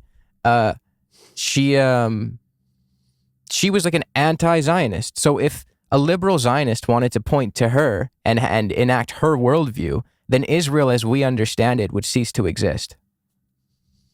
Yeah, I mean, this is probably something that I didn't talk about all that much last week. Kahana, I really, I don't, Kahana is like effectively a Jewish Nazi, a Judeo-Nazi. I don't think there's any other description of the man, the things he believed in, the things he thought, his rhetoric. But I think Kahana is the end point of Zionism, because his thing is just, we cannot coexist with a Zionist project to exist as what it means to be a Jewish state. I mean, sure, his conception about it being a halacha state is not necessarily that popular, and renaming it the Kingdom of Judea rather than Israel is probably not that appealing to the vast majority. But ultimately, in order to ensure demographic dominance, it is very clear that Israel is not going to give out this two-state. It is very clear that the international community do not give a shit about achieving it, that they will pay nothing more than platitudes of saying, we need a negotiated peace with both sides, because it is very obvious which side will not make any kind of meaningful peace. And in the context of this, it doesn't surprise me that when Kahana came to power in 1984, he got 25,000 votes. Now, Kahanists like Ben-Gvir and those around him, like Shas United Torah Judaism, when there was an analysis after Kahana was kicked out of power in the 1990s, they found that mostly his voters just went to Shas and United Torah Judaism. Now they have the outlet of Otzma Yehudit. And sure, Ben-Gvir is not the most popular person in the entirety of Israel, but let's be frank, he's enacting policies that are so insane that when Kahana tried it, people got upset. When he tried to bring through a bill to execute Palestinians, people were like, no, you can't do that in the Knesset. Now, there's no big fuss, there's no big stink. The discussion of voluntary migration is a euphemism. There's a great film about Nuremberg. I'll put it in the description, but I've forgotten the name. I've mentioned it a load of times. Conspiracy, it's called. And they're like talking, it's not a documentary or anything, but it's about Nuremberg, and it's like, all the key figures at Nuremberg, and one of them keeps asking, he's like, what do you mean by transfer? And one of the SS guys gets up and he goes, when I shot 100,000 Jews, was that transfer? Or he says, that was transfer, wasn't it? And, sure, Israel isn't sending millions of Palestinians to death camps, but it is transferring them towards cultural death. They'll no longer be Palestinian. They're expelled. Trump literally said they won't return. And if he's said it, and he may have changed his mind, I don't think the Israeli government has. And there is not a major revulsion in Israel. There is not a major protest movement. They know what voluntary migration is. There is nothing voluntary about your entire society being destroyed and then people being expelled. The famous slogan is Kahana was right, and they spray paint it, his followers. But ultimately, Israeli society is seeing Kahana's vision vindicated in 2 million Palestinians potentially being expelled. And they're doing nothing. So yeah, I guess the follow-up question that I have usually is what do you do, what do you do about that? What do you do about a society that like what do you do to Nazi Germany? They, that was external pressure. That's how Nazi Germany was defeated. Yeah. The denazification process is interesting because it kind of didn't work. It kind of fell to the wayside as no offense to any German viewers, but I mean, they know more than anything that at a 2-year program of, burning some books, getting rid of some ideological tendencies in academia and doing, seminars and focus groups about how to not want to kill a bunch of Jewish people like that's not something that just gets unlearned. Definitely not through, going to class or whatever. And that is why the efforts of denazification eventually just fizzled out because, there's a lot of reasons for it, but essentially the motivation to pursue these sorts of policies was tied directly to power, actual geopolitical power. In the same way that denazification, the opposite thing happened with the government, Western governments, the amount of Nazi officials that came and actually took up positions of power. That's not obviously denazification, but with Israel, with Freudian slip, with German society specifically, it's like this, there is the question of what can be done about it is still open in a way, because it's like, if you ask, I think it's just everybody has to, over time, generations have to pass, I guess is the right word, because young Germans will talk a lot about that. It's like, don't ask, an old German guy what he was up to during that time. But because of generational shifts in politics, education, you would think that's the case. But Israel's youth is like, I just saw a video of a bunch of 12-year-old girls treating, Smotrich like a Taylor Swift concert.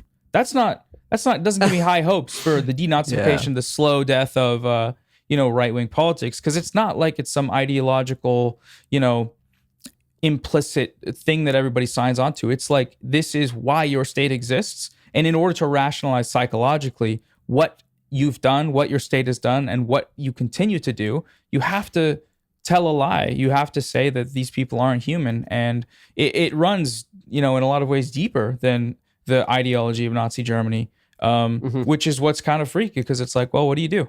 That's the question that I still have not answered, and I guess I don't see a lot of people asking.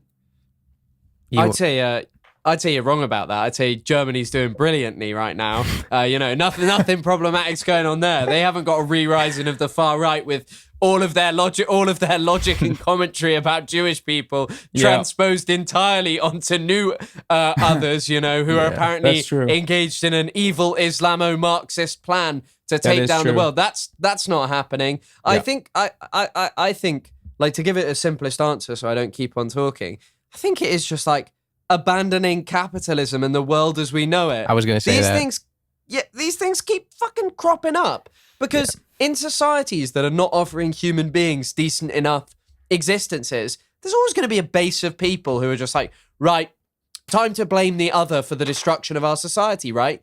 And I'm sorry, it has to be made clear that from the outset, Zionism was wrong, it was racist, and to this day it is. And you have to offer serious justice to the Palestinian people and build something meaningful of hopefully, in my opinion, an existence of two people in one land. I mean, there are some questions about, logistics.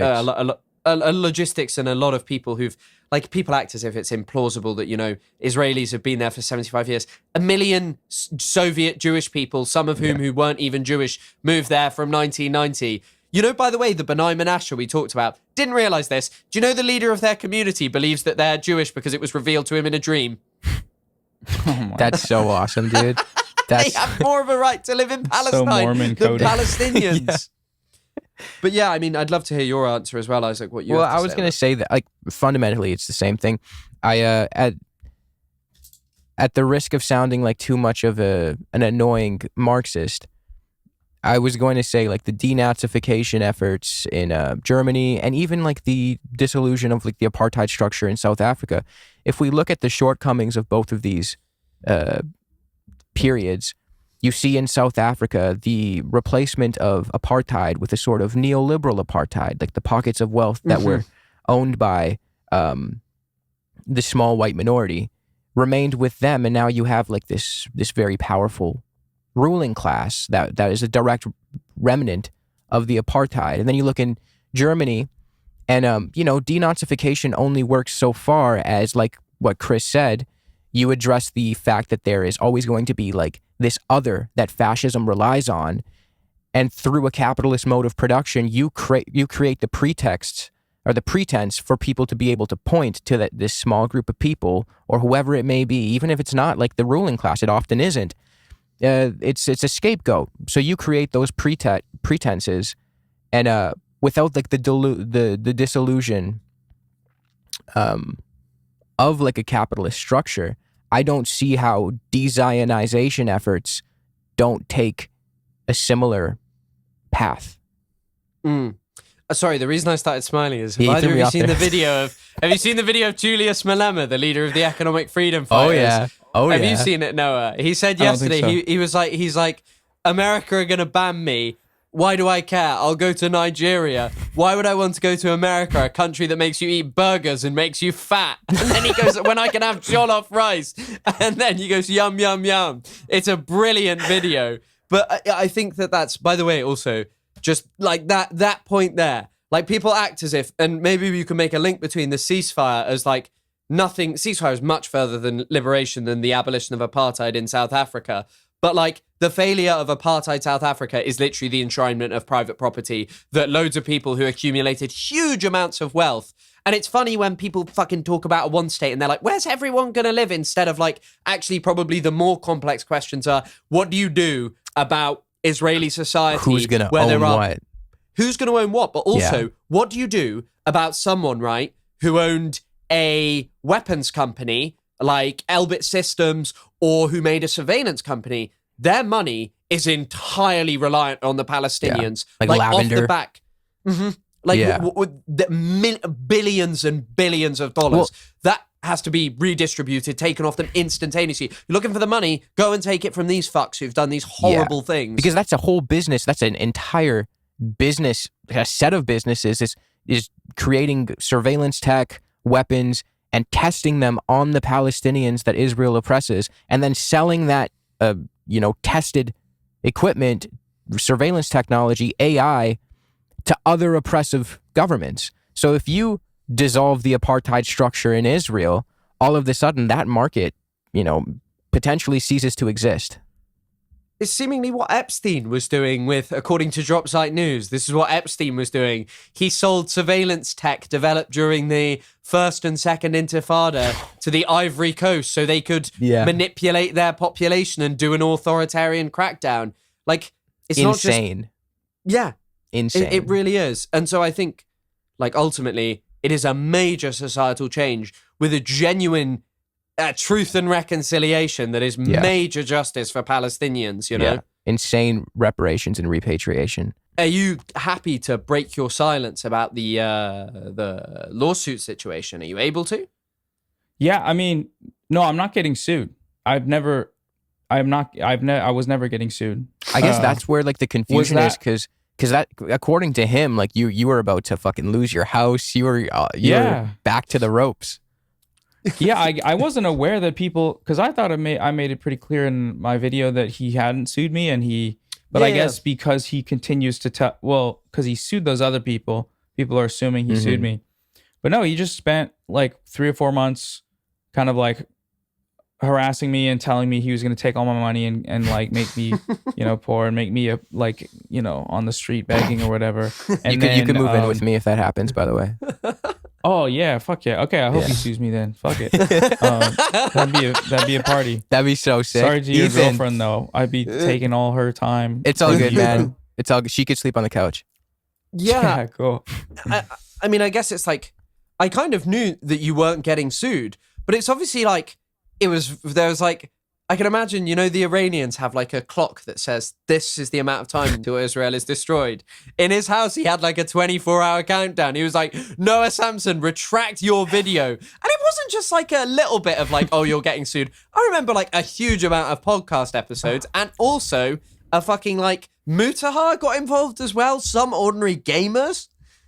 Yeah, I know multiple pretty big YouTubers that he reached out to that he said, I will pay your legal fees if you join in on this lawsuit. People that I talked about in my video. Really? YouTubers who backed a genocide.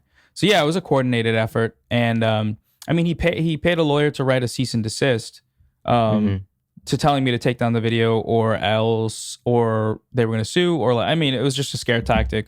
Yeah. At the time though, I'm completely unfamiliar with legal proceedings, defamation law and stuff like that. Yeah. So I hired a lawyer for sort of analysis on a lot of these things. I talked to a lot of lawyers, and it was kind of a stressful time for sure. Cause it's like, if someone wants to legally harass you until you don't have enough money to pay lawyers and then you have to settle, they can do that. That's just how we saw him do it. The American, and yeah, I mean, he is doing that right now. And that's another thing we can talk about is his just completely cowardly shift to be like, okay, I can't sue him because he's just expressing a political opinion, and I can't sue these other people because they're just watching my content, but they're women, I guess. Yeah. So I'm gonna sue all of them at once and then make a big fuss about it. And yeah, I mean, like really terrorize their lives, for lack of a better term, because of the financial.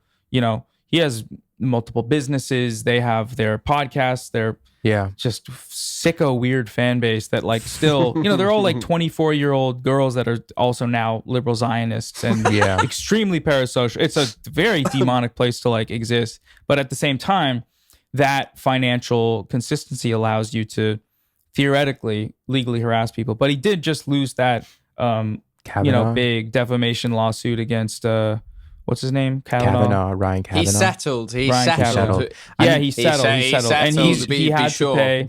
I have an insider source that has informed me that he had to pay. I can't give you the figure, but an exorbitant. It's a lot. It's a lot. So it's something that you could theoretically, tally on to the idea that he's trying to financially harass people and that it won't last as long. But in the case of my lawsuit, it was just a scare tactic. It was a political effort to delete criticism of Zionism. And that, he doesn't work for the Israeli government, but the Israeli government funds projects like that across the world in order to stifle criticism of Zionism. So it's the same fundamental structure, and he was participating in it in his own, for free, I mean, he paid for it. Like, he wasn't even paid by the government to act like that. So that's what's so troubling. But yeah, I mean, he's a fucking, I don't like he's a pussy. That's the whole thing. He's a huge pussy.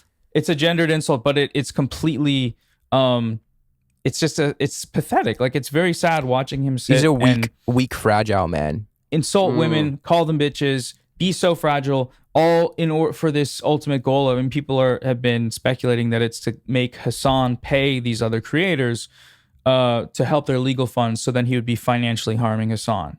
Which is just insanity. Forgive me if I'm wrong, using Noah. these people as financial pawns in some weird psychological game that only he is playing. Like, he's obsessed. Yeah. Did he ever actually refute any of the actual arguments you made, pertaining to actual political issues? Because that's something that I noticed with him. He won't talk about Chris. He won't. Well, if he is talking about Chris and he's showing a video where Chris is present, he'll literally just skip over his part. He'll be like, I'm going to go to this other person. Chris is saying a whole bunch of gobbledygook. We don't need any of that. I'm going to go to the woman to call her a Nazi and a bitch. And I'm going to get my wife to call her that. Yeah. If anyone's watching this and hasn't seen it yet, Chris has a video covering Ethan's response to your stream with Madison from the channel Cruel World Happy Mind. I forget if that's her name. Yeah, but that is Madison. To her, and Ethan reacted to it in an amazing way. Let's see. So you're talking about other shit right now, right? Now, I know a lot of you guys have trouble listening to Chris Kunzler, and don't worry, I've watched this, and no offense to Chris, but he doesn't really have anything interesting to say. So in the interest of sparing us all, I'm going to just skip over what he has to say. To be honest, that was something that really irked me. And the reason it irked me so much is because I know you spoke to Madison as well, Isaac. Yeah. But I spoke to her. Madison never once purported to be like an expert on Palestine. She has done 2 live streams in her life, one being with Ethan Klein and one being with me. They spent their time going, look, she wasn't very good at this, was she? And it's like, sorry, she, first of all, did not come from this position of wanting to be expert on Palestine. She's someone who's like, hey, I actually care about Palestine and I'd like to talk about it more. And I think that ultimately, especially for someone who makes like content that everything is political realistically. Yeah. Even like the YouTube shorts, Minecraft reels that I see all the time. Those are political, in that they waste my time. But they pull you away from being an anti-Zionist. They take your Zionist entity. They've been sent to trick me. But just on the topic of like reaching out to like a wider audience and like showing people, hey, this Palestine stuff is important and it's good to talk about. Like, that's a good thing. Like, I'm sorry, it is a good thing. And I'm glad I did it. The only thing that has been a terrible fucking feeling, and obviously not really a stress in my life, not trying to take away from this, is, once again, this thing of watching his cult-like fans go, financially ruin someone, financially ruin someone for me, financially ruin someone so we can get catharsis about the bad woman who, stole from the Mr. Ethan Klein. And it's just like, oh, God. Yeah. How do you have the audacity? Like, how do you have the audacity to call yourself a leftist? And I think it's a problem of almost the era of red pill content you were fucking talking about. The reason that Ethan portrayed himself as a leftist was just because he spoke about really bad men on the internet being objectively really bad. And it's easy to look good when, you talk down to the worst guy. Being anti-right-wing is not being left-wing by any means. And that's kind of been unearthed in the last few years, I feel like, especially. But in the case of Ethan, it's just... I really don't even like talking about him, and that's part of why, like, when I see he'll do stuff and I'll be like, man, that would be a fun video to make because he's so stupid. He's just so fucking stupid, and it's such an easy thing to use to, like, show people what Zionism looks like. But then I'm like, well, his fans, the only people left in his fan base are parasocial, sycophantic, Zionist freaks. Like, some combination of that. Like, liberal Zionists or people who just apathetic. They don't give a fuck. They give a fuck when it's time to say, oh, he's pro-Palestine, oh, he did this, oh, he did that. But when it comes down to it, when it comes down to their actual politics, they do not care at all. And an audience like that is still, to this day, willing to financially support a creator that is perpetuating liberal Zionism is, that's, I don't want to say it's a lost cause, but it is. There are other places, a lot of times, that I think are potentially more worthy to focus, unless things are just so clearly heinous that that you have to touch on it and it's easy. But I don't know. Well, I bring up his avoidance of like dealing with your political arguments because Chris is someone who has made copious amounts of genuinely thought out, great criticism of him on a political level. I've criticized him politically. I've talked about how he, perpetuated the lie that, during the Nakba, the Arab leaders told the Palestinians to flee, and that's a right-wing Israeli myth that's been debunked by Zionists themselves, like Shlomo Ben-Ami. It's been debunked by Benny Morris. Like, this is a lie, but he never retracted that statement. He'll go on and say that Palestinians in Israel, their plight is merely analogous to how minorities in America are treated. It's a country that exists. It has borders. It has 20% of its population are Palestinians. I believe that they do have virtually equal rights there, although there's a lot of social, much like racism is in America, where it's like technically on the books there's not, but obviously there's a lot of room to improving the situation for Palestinians who are living in Israel proper. Which is completely untrue. There are discriminatory laws in Israel that will meet the definition of apartheid. What is apartheid? It's It's a non-exhaustive list of inhumane acts committed against one group of people by one racial group that seeks to dominate the other group, and they commit that act with the goal of preserving that structure. That is something that happens in Israel. But Ethan just boils it down to, okay, it's just the way that minorities in America are treated. It's exactly the same, which is not the truth. We have called him out on this so many times. We've made great arguments against him on a political level, nothing personal. I don't believe Chris to be the guy who sent skulls to his house, unless I'm wrong. But there's a concerted effort with Ethan to only respond to the fluff, never get to the root of the issue. And even when he dealt with you, like, he didn't actually combat any of your arguments. He took issue with your thumbnail. In the stream, he said explicitly that because I was like, watch it. He's not going to respond. He said, I will respond in the court, basically in court. Like, you're going to get sued, and I'm going to respond to each argument in court. And I was like, okay, well then I already win because you're not going to sue me. So this is like ridiculous. But then he did the same thing with you guys. He just completely ignored it. And I mean, there's a material motivation to not alienate more of his audience by showing them places where you prove him to be like a repulsive Zionist. Like, that's obviously against his material interest. They run businesses, they're trying to make money. Yeah. At the same time, like, you that is part of why it's so easy for these people to, because they don't know and they don't care. Like, when you're that parasocial, you're not a serious political actor, you aren't going to go seek out the critique and listen to it in good faith and try and understand what we have been saying. You're just going to watch the stream and you're going to see him dunking on this this creator who made her first essentially like explicitly political video about Palestine in a very minor part of her video in an argument, and you're going to verbally berate her and call her names and say she's a Nazi. It's going to feel so cathartic for you because you like Ethan Klein. That's the extent of your politics, which is not political, right? But I mean, I think there are a lot of actual liberal Zionist arguments that are being perpetuated by this person. But yeah, when it comes to like actual criticism, this is just, creators, by and large, a lot of times these drama people, these old guard creators cannot respond to criticism, so they ignore it because they're trying to make money, or they ignore it because in his case specifically, I think he is a very fragile person. Like, he is refuses to reckon with the fact that he might be a disgusting anti-Palestinian racist and upholding these structures with his rhetoric. And it's much easier to turn away, to turn to your IDF wife and hear whatever she has to say about it to back you up, which I'm sure will prove that you're not racist when a racist does that. Like, it's just I don't defer know, to the writer of Ramallah. She's his character reference. You're speaking over IDF voices, I guess. I don't know.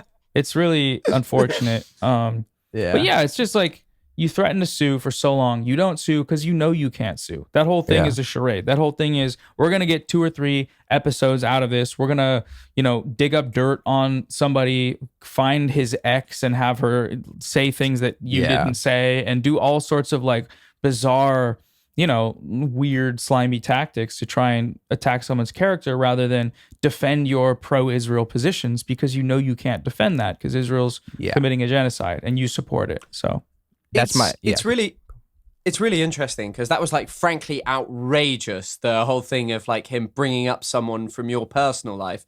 But also it's really funny because it is the classic right wing or like libbed out alleged left winger tactic of like, look how much fun Hassan is having at your expense whilst he purports to be a socialist doing this. Look how much fun of woman protector Noah is having at your expense. He's actually the worst guy in the world. He's not what he says he is. And like, realistically, then all of these people get their enjoyment by, looking at the figure of excess and punishing them. Like, that's really how it factors into this politics. Like, these people just look for it.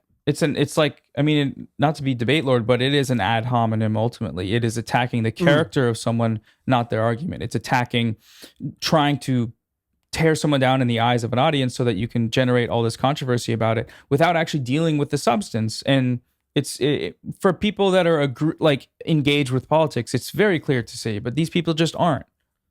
It's an appeal to like perceived hypocrisy.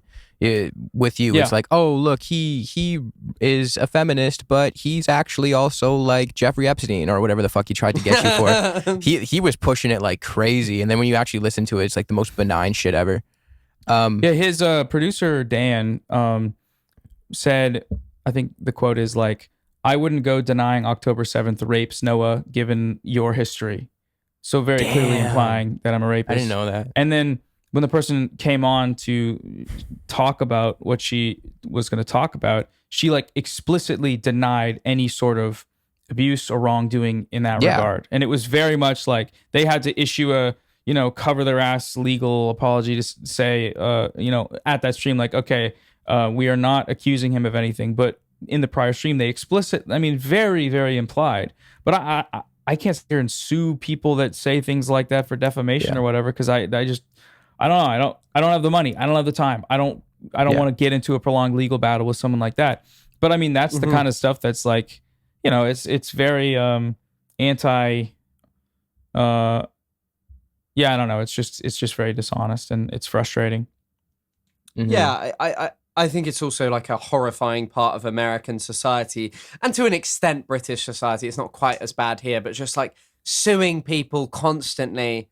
Like, I'm sorry, it goes right up to the fucking president suing the BBC over editing a clip of him to make him look slightly worse. And, like, I'm no defender of the BBC, but of all of the things that they should be held to account for, that is minimal, in my opinion. But, like, just this litigious nature of just, I'm going to sue everyone. I'm going to attack them. I'm going to not bother and deal with anything that they say. It's just... Americans it's just love repugnant. burger and lawsuit. Mm-hmm. That's America right there. Land of the free. Yeah.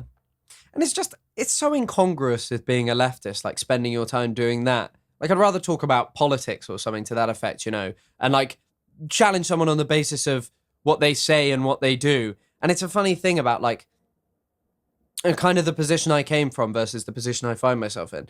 Like, when you learn about academia, you're not told read the Israeli perspective in academia. Sure, you read Israeli authors, you learn about what their narratives are, but it's not like you are learning to counter things. You are just learning about it for the sake of trying to produce new knowledge about something meaningful, And I think that like in many ways, this is an interesting aspect of the content that we all end up creating online, that so much of it is just combating people, because the problem of social media, and this is a general thing, this is almost like an impossible problem of the medium, is people want things to be combated and fought against. And so people are always going to be able to do it in really problematic and horrifying ways to appeal to their audience. Even if they built an audience like Ethan did off the basis of, I am the defender of free speech. Yeah.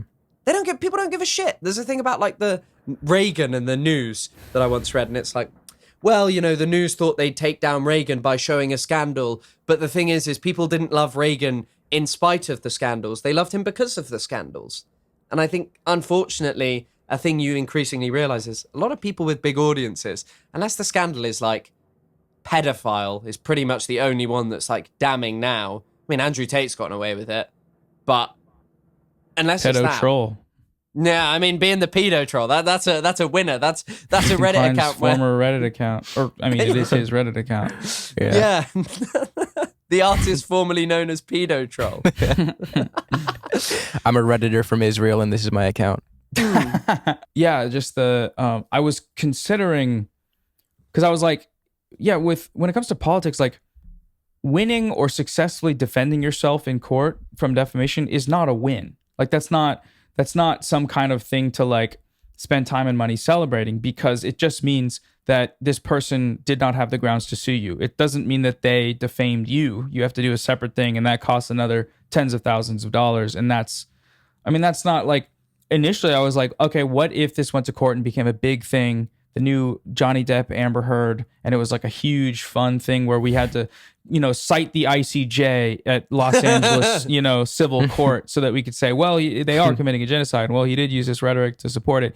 That would be kind of fun. But then I was like, no, actually, very quickly was like, that's not like a very productive avenue of politics. As fun as it might be to go in court on camera, but just silly, just very silly. And also, I mean, the case of Johnny Depp, Amber Heard basically proves that there can be unequivocal evidence in your favor and you will still get fucked by the American legal system. Like, Yep. genuinely, that story is a madness. And it always surprises me that people react so negatively when you can look at her narrative and the things that are said and like what the British court found about it.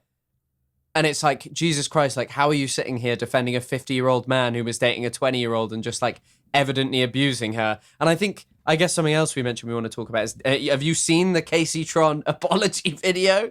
I did watch it. Yeah, that was very hostage. Free the hostages. Yeah. Bro. She was like literally on like so like gun to the head kind of thing. It was crazy. It was crazy. Where's your yellow ribbon, Noah? Where's your yellow True. ribbon? Very true. I need that. She should have been wearing one. That might have made it go down better or something. Oh God. What He probably would have sued her again. Oh yeah, for making a mockery of Israeli suffering or whatever. Yeah, it's that was. I mean, for anyone that watched it does, I think, make him look like a psychopath. Him reacting to her apology and celebrating and gloating about this person who very clearly was reading a legal script to avoid financial penalties doesn't believe these things, because how could you? Obviously, this guy's a fucking loser that's trying to legally harass and abuse everyone, and with a complete misunderstanding of like copyright infringement, even and in contradiction with his history of supposedly fighting copyright, which that even isn't necessarily the truth. I think Bad and Banana's done some good videos about specifically that narrative on the lack of the sort of false narrative perpetuated by him being like a free speech warrior. I don't think he ever really was, but in contrast to his image, that still is acceptable. Didn't Ethan say he was going to sue him too? Remember? He was like, I'm I think so. coming He said for he was you. gonna like extradite him or whatever. He's fled to Uruguay. He's fled to Uruguay now. A lot of people Uruguay. still think I live with Bad Empanada in Argentina. Oh my Because God! I remember I, you posted an Instagram story, right? That was funny. I did that an was Instagram really funny. story. He actually sent me some videos from around like Argentina to post. Bad Banana did, so I could post them, and then a photo of him at like a bar, like at night, like and like Dude, and then that's I was moving at the time, so I posted a photo of me with all the stuff in the background with boxes and stuff, and I was like, Argentina bound, let's get it. This is so exciting, and of course they're all like, oh, he's fleeing to go hang out with his best friend, CPS chairman. And avoid getting sued. And I was like, you guys are so fucking stupid. But it was fun. That was a fun one. Yeah. Yeah, But I still mean, get comments today, like fleeing like a little cockroach in Argentina. Could come back. Oh man. Are you serious? With the Kaceytron stuff, Ethan tried to make it seem as though there was like absolutely no coercion whatsoever when it came to her settlement statement. But like, just what was it, a week ago, maybe 10 days prior to when she posted that apology video, she did a video. She posted another video and basically said like, I'm very worried that this case is gonna get stretched out to December of next year, and it's gonna cost me hundreds of thousands in legal funds. I have family members, some of which are disabled, and they rely on me. And I feel as though this harassment campaign has been hijacked by cynical actors that want to make me kill myself. That's what she said, like all on video. And then a week later, she's reading, I infringed the copyright. I was completely wrong and Ethan was right. And I'm like, Israel has a right to defend itself. free the like how is it that there was no coercion in that process? Anyone who could just compute things on a very low level can say, okay, this is someone who is complaining, fearful that she was going to lose everything. And then a week later, she's like, changed her tune and Ethan was right about everything. Come on, bro. Yeah, that gloating stream was not for normal people. That was for his fans. Because normal people see that and see her. You hear her situation. You hear how she, how that story changed. I haven't seen the video you're talking about, but It's sad. I mean, dude. I'm aware. It's like it's horrible. It's really horrible fucked what up. he's done to this person and the abject fear of being in that situation. But I mean, when you have like Asmongold doing thumbnails with her face being like, this bitch does, like, she's getting what she deserves or whatever when she's crying. I mean, these are just cynical right-wing fascist freaks that want to see, whatever woman they can in a situation of, financial ruin. They want to see them crying if they feel like their creator has been emotionally slighted or whatever. She better be careful because she might get fucking sepsis just being in the same thumbnail as Asmongold. But yeah, some of the stuff that guy's been saying lately about like the agreement with Nick Fuentes and just like the breaching the border of Nazism. Strange how Ethan hasn't condemned him because, you know, he balls to the wall over like someone like Madison from Cruel World Happy Mind, who is a very nice person. I've spoken just a few times to her, but she seems like a very nice person. She is a quote unquote Nazi bitch, but Asmongold is nothing. He's praised him in the past. Yeah. Yeah, I remember around that same time, Asmongold was doing like the 109 countries kicked out of, you know, Nazi propaganda, and then more recently getting more acquiesced to Fuentes, and it's always telling in people's decisions on what to cover and what to speak out on, and even exactly people don't want to like acknowledge that that there's more to that. I think because that's also an accusation that gets weaponized a little bit, like, why don't you talk about Sudan when you're talking about Palestine? You must be anti-Semitic. When, you know, in reality, a lot of the people saying exactly that don't talk about either, and actually like both what's happening. I would like Ethan to give me just 2 simple facts about what's going on in Sudan. I just want him to know. I want to know if he knows like who the 2 militias are. If he could just tell me the 3-letter acronyms for both, and then I'll be fine. ChatGPT can definitely tell you that much, but it's just like. For years, like, people would always be like, oh, why don't you talk about Sudan? Why don't you talk about Sudan? And it's like, hey, I built a platform talking off Palestine on the basis of, like, I had an academic background in this. I'm sure over time I will improve at talking about different things. You know, many people are on YouTube and these platforms for a very long time before they get any kind of sizable audience, and they're older and they've had time to, like, kind of learn how to talk about different things. But, like, realistically, you know, I wrote part of my dissertation about Sudan. I have a far greater interest in Sudan than most fucking people who give a shit. I care far more about the wider Middle East than like pretty much everyone who is online creating content about fucking Israel. Like, most of them don't know anything that has happened in the Middle East. Most people who study the Middle East don't know things about the Middle East. There's so many places in the Middle East that I don't know that much about. Like, it's a really complex and large place, and Sudan is... understanding Sudan's situation, how to rectify it. You know, the funny thing is, people compare the famine in Sudan. Sudan's famine is multifaceted, and it could not be fixed easily. You know what can happen in Gaza? There's a pre-existing aid system. It is not an the UAE is culpable what's happening in Sudan. It's not just directly doing it and celebrating it. It's not a fishbowl where they are literally just keeping aid outside and then lying about it so more and more people can be starved by them, with a huge lobby that allows them and enables them to do it. The UAE, frankly, is doing these things, but it's like, oh no, you know, it pretends it's not. And it has like plausible deniability in the sense like the weapons are smuggled in a very complex process. How gold operates is a very complex thing. Like, I don't know if either of you know this, but gold, when it is mined, is not actually where the gold is registered within the world. It's registered where it's first ever put on a market. And so in Dubai, gold just basically appears there that's stolen from Africa. But like, people don't give a shit about this. People don't know anything. They just want a quick clickbaity thumbnail to basically... And if they're pro-Israel, they'll go in and they'll say, no one cares because there's no Jewish people involved. Well, that's the thing about you that I appreciate so much, Chris. Like, when you make a video, you know what you're talking about, and you don't really breach a topic until you can appropriately and responsibly cover it. And I think Ethan Klein should take a page out of your book when it comes to that, because that guy should shut the complete fuck up about anything pertaining to Palestine unless he's going to condemn Israel entirely and uncompromisingly. But I mean, it's kind of just a thing that's present in both your guys' content as well. And like, realistically, we care about what we're talking about. Our opinions aren't so willing to change on the basis of what our audience thinks and feels about what we're saying. Like, these are fixed values that are built up over time and thinking about something and bothering to read the news, not just like getting our opinions from fucking Ahmed Fouad Al-Khatib or Hen Mazig or Noah Tishby.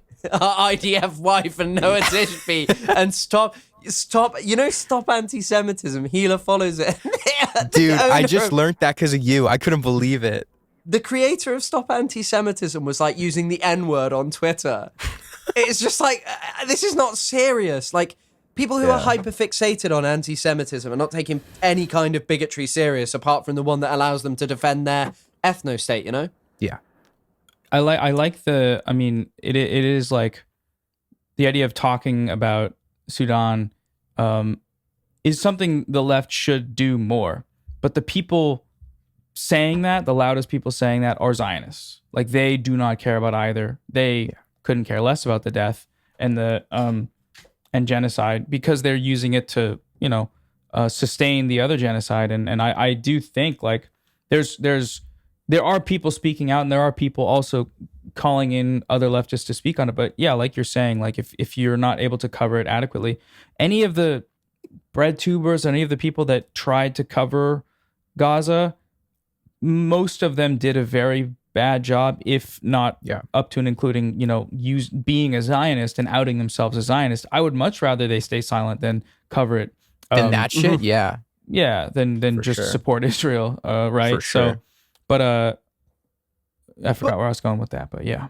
I mean, just on the topic of Palestine, people do not appreciate, because they don't bother to care about any of the history, why Palestine might be a larger cause. First of all, Israel has always framed itself as the center of Western civilization, so there is always going to be a bigger desire by the right wing and also just Western society in of itself to cling to Israel, because it's seen as the last line of our civilization, whereas somewhere like Sudan, people are like, nah, don't care about it. It's just Africans doing African things, in the opinion of too many people's minds.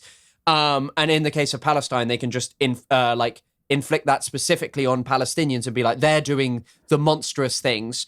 But also, in the 1970s and 80s, the Palestinian National Cause did a very good job at putting out their message in English, thanks to a competent amount of people, and also linking their cause with other liberation struggles, particularly Algeria, but most importantly, Mandela in South Africa.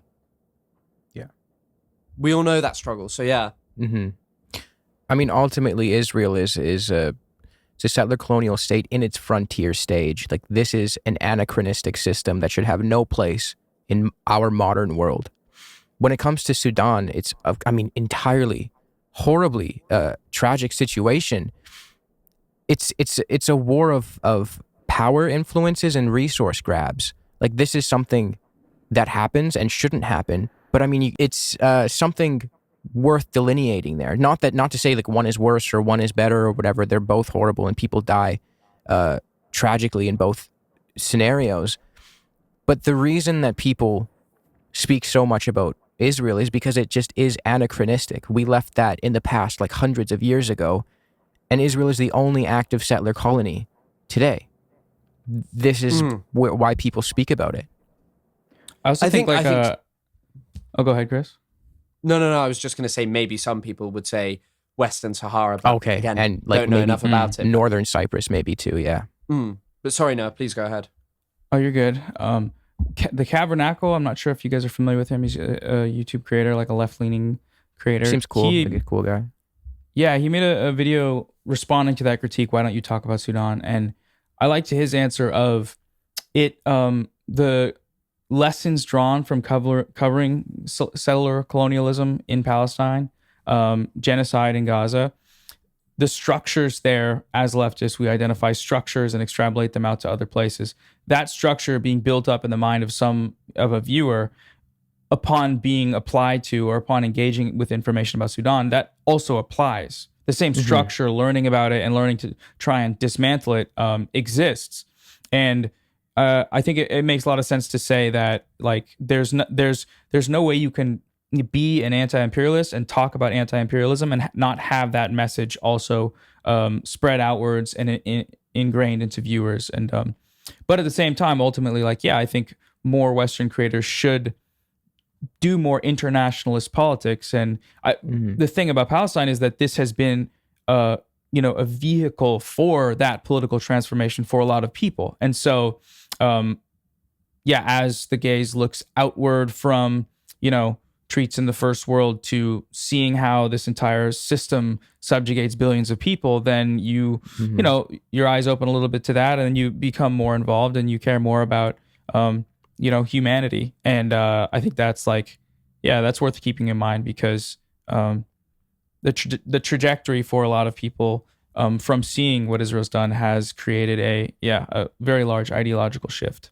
100%. That's something I focused a lot too on in my work, is just the emphasis on how specifically the capitalist structure in the West, whether it be, laissez-faire or social democracy as well, puts the third world at risk. Like, those supply chains are exploitative. Unequal exchange takes place all of the time. Neocolonialism by way of, our monetary institutions like the World Bank and the IMF. This has demonstrable effects on the developing world. And my biggest frustration, I'd say, with like the Western left is the hyper-focus to the point of exclusion of any other topic when it comes to maybe like social safety nets and, like you said, treatlerites, I believe they're called. I think that is, at least for me, where my work has taken me lately, is just focusing on that because, again, it is all connected. And, gains when it comes to welfare and things of that sort in the first world, not that they shouldn't be strived for, obviously, but we should try and establish more equitable supply lines, production lines, and it shouldn't happen at the expense of people in the developing world. Zohran is, I think, just one example of this, where the idea that we can strive for benefits for working people, like a working class focused politics, that can exist at the same time as anti-imperialist ideology. They should coexist. But the reason anti-imperialists are so critical of Zohran is because he has abandoned or reneged and gone back on a lot of the rhetoric about anti-imperialism, about Palestine, that his position would be so perfectly attuned to shifting perceptions and using that political platform and being a political actor to affect positive change. In New York, of all people, New York is like a huge city, a lot of like a hugely diverse city, a lot of working people, and a lot of Zionists as well, and the potential to shift the political like needle in America. That's the best possible place you could do to start. And so when it's kind of weighed these two things when people are talking about Zohran, like, oh, if you don't like Zohran, if you criticize Zohran, then you must not want working people to have benefits. And I think the main critique is like, why is he giving up on the other politics that he could continue? He could truly push for radical politics. And it's as simple as just rhetoric in a lot of ways.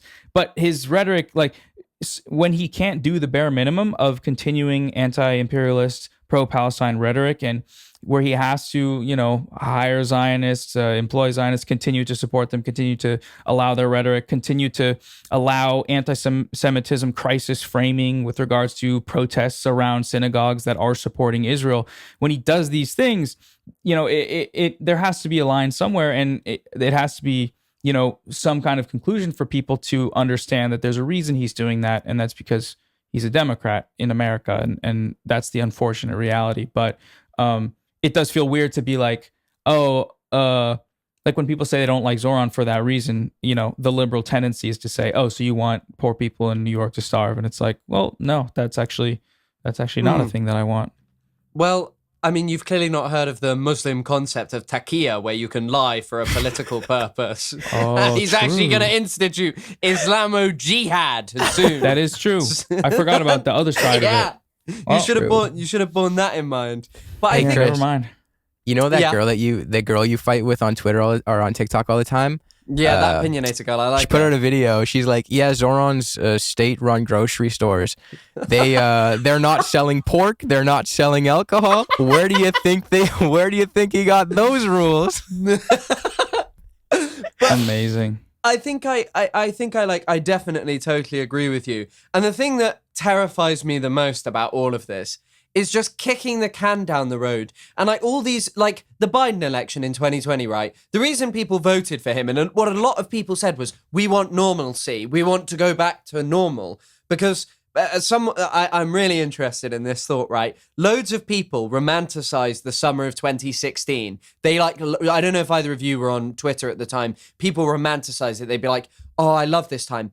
part of that reason is because a lot of people who are like near our age really became very, very thrust into politics at that time because of the election of Donald Trump, where everything, and it was already pre-existing, and it was already, of course, everything being politicized, and people were suffering. It didn't magically start in 2016, but people long for this return to normalcy. And what they need to realize is keeping on thinking that this is going to happen, that there is this, like that the Democrats will fix it and they'll make everything better. They kick the can down the road until someone like Trump gets in, who is objectively worse, don't get me wrong, but ultimately he just accelerates pre-existing policies. He taps into a world system that is already there to be bent to his will. The reaction to Hegseth is, you know, at first I was like, I thought about this video a while ago. Oh, I'm going to make a video about America has like a drunken racist in charge of its military. That's exactly what America should have in charge of its military. George Bush spoke of crusades in Iraq, you know? Yeah. Just because he's got some fucking Christian tattoo and now they're showing the Jerusalem cross on the guy's head and there's some soldiers going, that should be the American flag. It's just like, oh, shut up. This is always the way you were. Reckon with that. And stop kicking the fucking can down the road. In the UK, we have that now. Labour won our election, and it is so bad here. We have not changed on Palestine. Sure, we got some sanctions on Ben Gvir and Smotrich. Great. They've meant nothing. Why maintain a relationship with a government like Israel?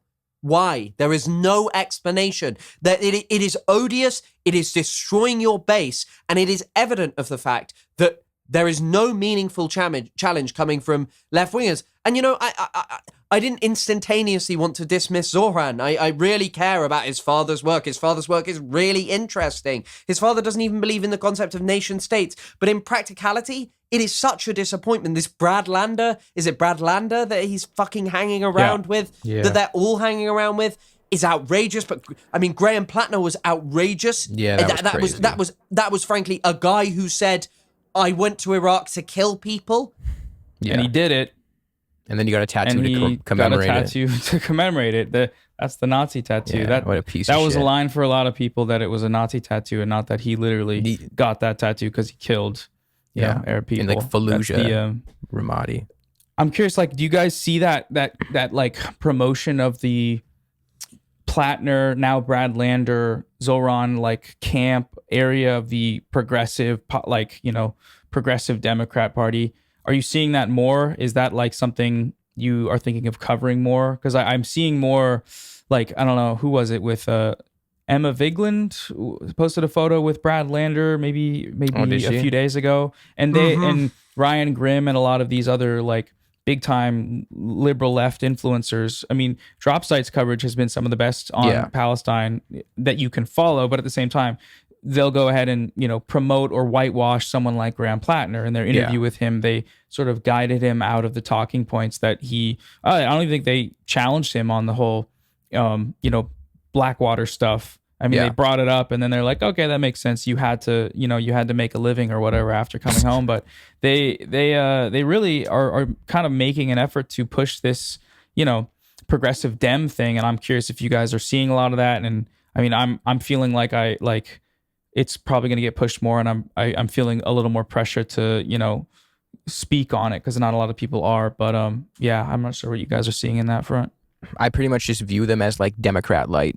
Nothing that's going to actually substantially change anything that I would like to see changed.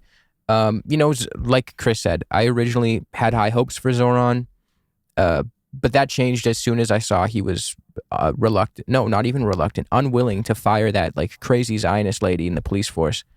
Tish, yeah. So I was like, you know what? He duped me.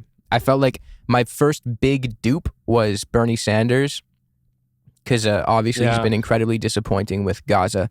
And even when I've covered him in like a recent video of mine about the Israeli left, and like as soon as I posted that video, I immediately regretted it. I was like, I was way too fucking nice to this guy, to this piece of shit. I should have been far more aggressive and critical of him and not so charitable and give him the benefit of the doubt, because at the end of the day, this is like a 90-year-old dude. He's had his whole fucking life to be like, okay, this is a system of ethno-supremacy and I'm trying to launder it by positioning myself as like a sensible Zionist. No, dude. You know, he called Chavez a dictator in 2015. I actually did not know that, but that's It's fucking it's objectively untrue as well. Like Yeah, categorically, no, that is yeah. untrue. It's like democratically elected.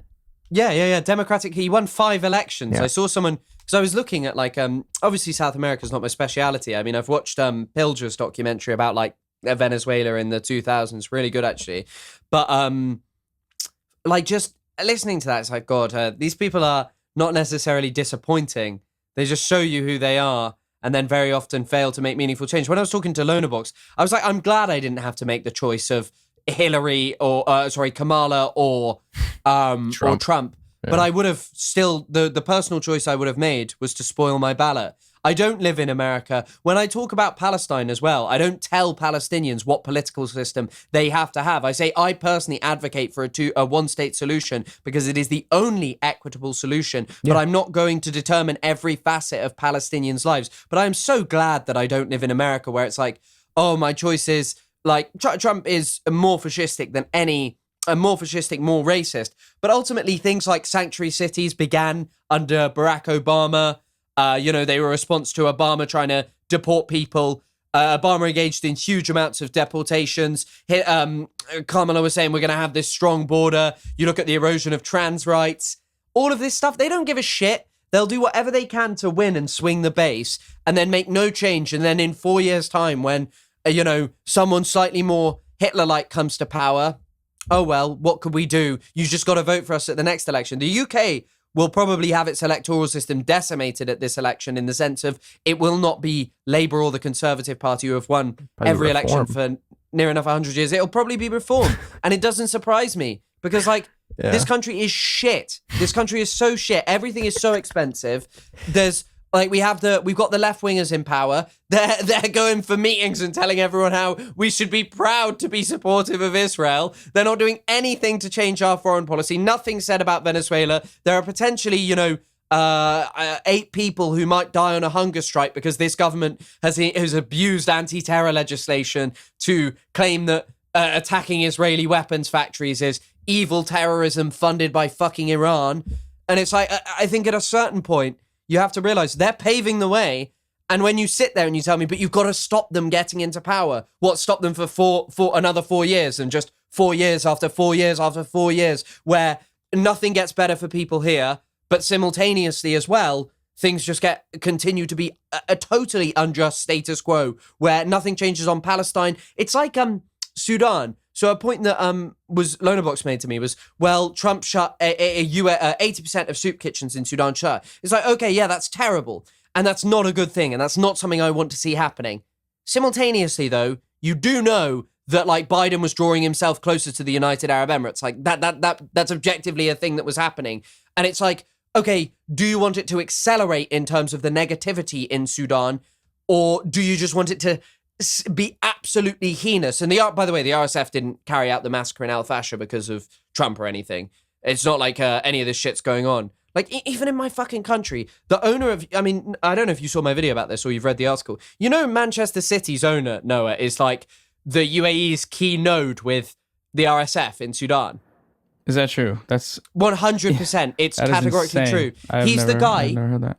He meets with any dirty dictator that they have a relationship with. There are photographs of Sheikh Mansour bin Zayed, the owner of Manchester City, who's only ever been to 2 games, by the way, in the whole time he's owned the football club. There are photos of him and Hamedati, Mohammed Hamdan Dagalo, the leader of the RSF, just hanging out at a weapons fair together. It's fucking crazy.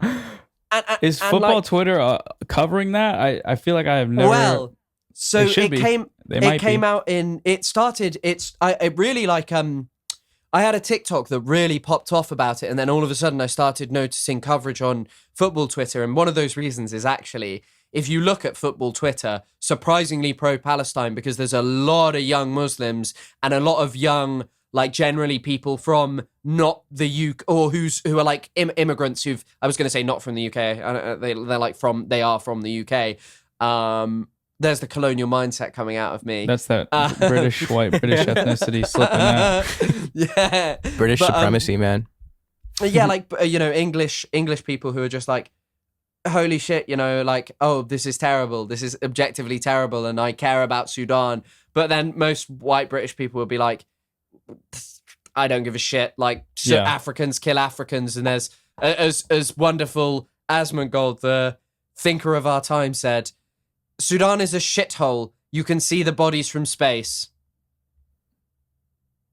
I've not seen that clip, but I believe it. That's insanity. So, Noah, you have a massive amount of experience when dealing with SlopTubers. You and SlopTubers are like natural enemies. And that kind of leads me to what we wanted to talk about, which was using drama to cover Gaza as opposed to using Gaza as a weapon to participate in drama. That was something that you brought up to us. So if you had any thoughts on that, I'd love to hear you elaborate. Yeah. Well, I guess all of us to some extent have done a thing where we've done the former, where we talk about under the framing of talking about Asmongold, Ethan Klein, Mutahar, any of these like super popular influencers. My favorites. Yeah, all of our favorite influencers. Yeah, they're awesome. You can cut that part, but we take those videos and then we pull back out and look at the politics of what they're saying and the broader implications, and just use it to inform people, talk about very serious ongoing issues, and show them things that they might not have seen otherwise, given the massive restrictions and one-sided coverage of Israel's genocide in Gaza. And I think we've done a very good job at that for the most part, and I think there's a lot of other people that have like followed in suit, and I think there's a lot of like on YouTube especially, it's like there's people have picked up on the method, and it does work in a lot of ways. It's just adhering to like traditional YouTube not antics, what's the word? Traditional YouTube approaches to get more views, and then doing things that like I think are far more substantive than like drama videos about other creators. But then on the inverse, I don't think there's that large of a cohort of like people or creators, but I do feel like sometimes audiences will be swept up in the drama a little bit, and they will be more focused on what this person said or what this person did that are unrelated to the politics. And that's where I get a little hesitant at times, because I see, a lot of people are interpreting these videos in the way that I'd hoped they would, which is that they're now seeing something they weren't seeing before and maybe care more about it and hopefully go on to learn about it independently. But then a lot of people also are there for the drama. And those kind of seem to me to be inseparable things. I think I brought this up to probably both of you guys before, where I'm like, I don't know where that line is between where things stop being helpful in terms of like continuous coverage. The accusation that we're using Palestine for drama is obviously bad faith. It's made by people that don't care, that want Palestinians to die for the most part. These are Zionists that say this, that you're weaponizing Palestine. Or they're the kind of parasocial creators or parasocial fans of creators that like, they know the thing that will get to you most is if they question your humanity and your ability to see people as human beings and say, in a projecting kind of manner, like, you don't care about these people, you are using them to make money. And that is ultimately projection, because we're all creators. We all talk about whatever we talk about, and we make money talking about it. Some of us just choose to support the people being genocided, and others choose to support the genociders. And that's a decision we make. But the decision to like call into question someone's motivations and integrity, things that are ultimately only inside of yourself, usually it's quite telling of how serious someone takes this stuff. Like, they're not addressing the argument. They're saying, you're doing this for a speculative reason that I'm inventing in my head because I don't like you or whatever.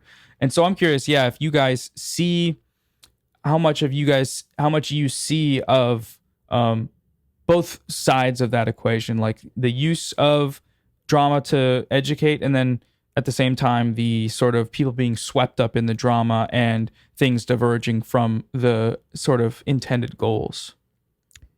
Do you want me to take it, Chris? You go first, yeah. I think there is a line, like you brought up. Like you said, that there is a line where genuinely covering the issue can spill into weaponizing the issue. I don't think you have crossed it. I don't think any of us have crossed it. I think at the end of the day, if you're creating content and your intentions are pure and the outcome that you yield is less Zionists, I think you're doing a good thing. So they're a good example of someone who I believe does the inverse, weaponizes the issue to make slop drama videos, is that guy, Think Before You Sleep, on YouTube. Chris's favorite channel. Chris loves him, he told me. But there's a video where he's criticizing you, and he's doing like the whole 9 yards. Oh, this guy doesn't actually care about Palestine, blah, blah, blah.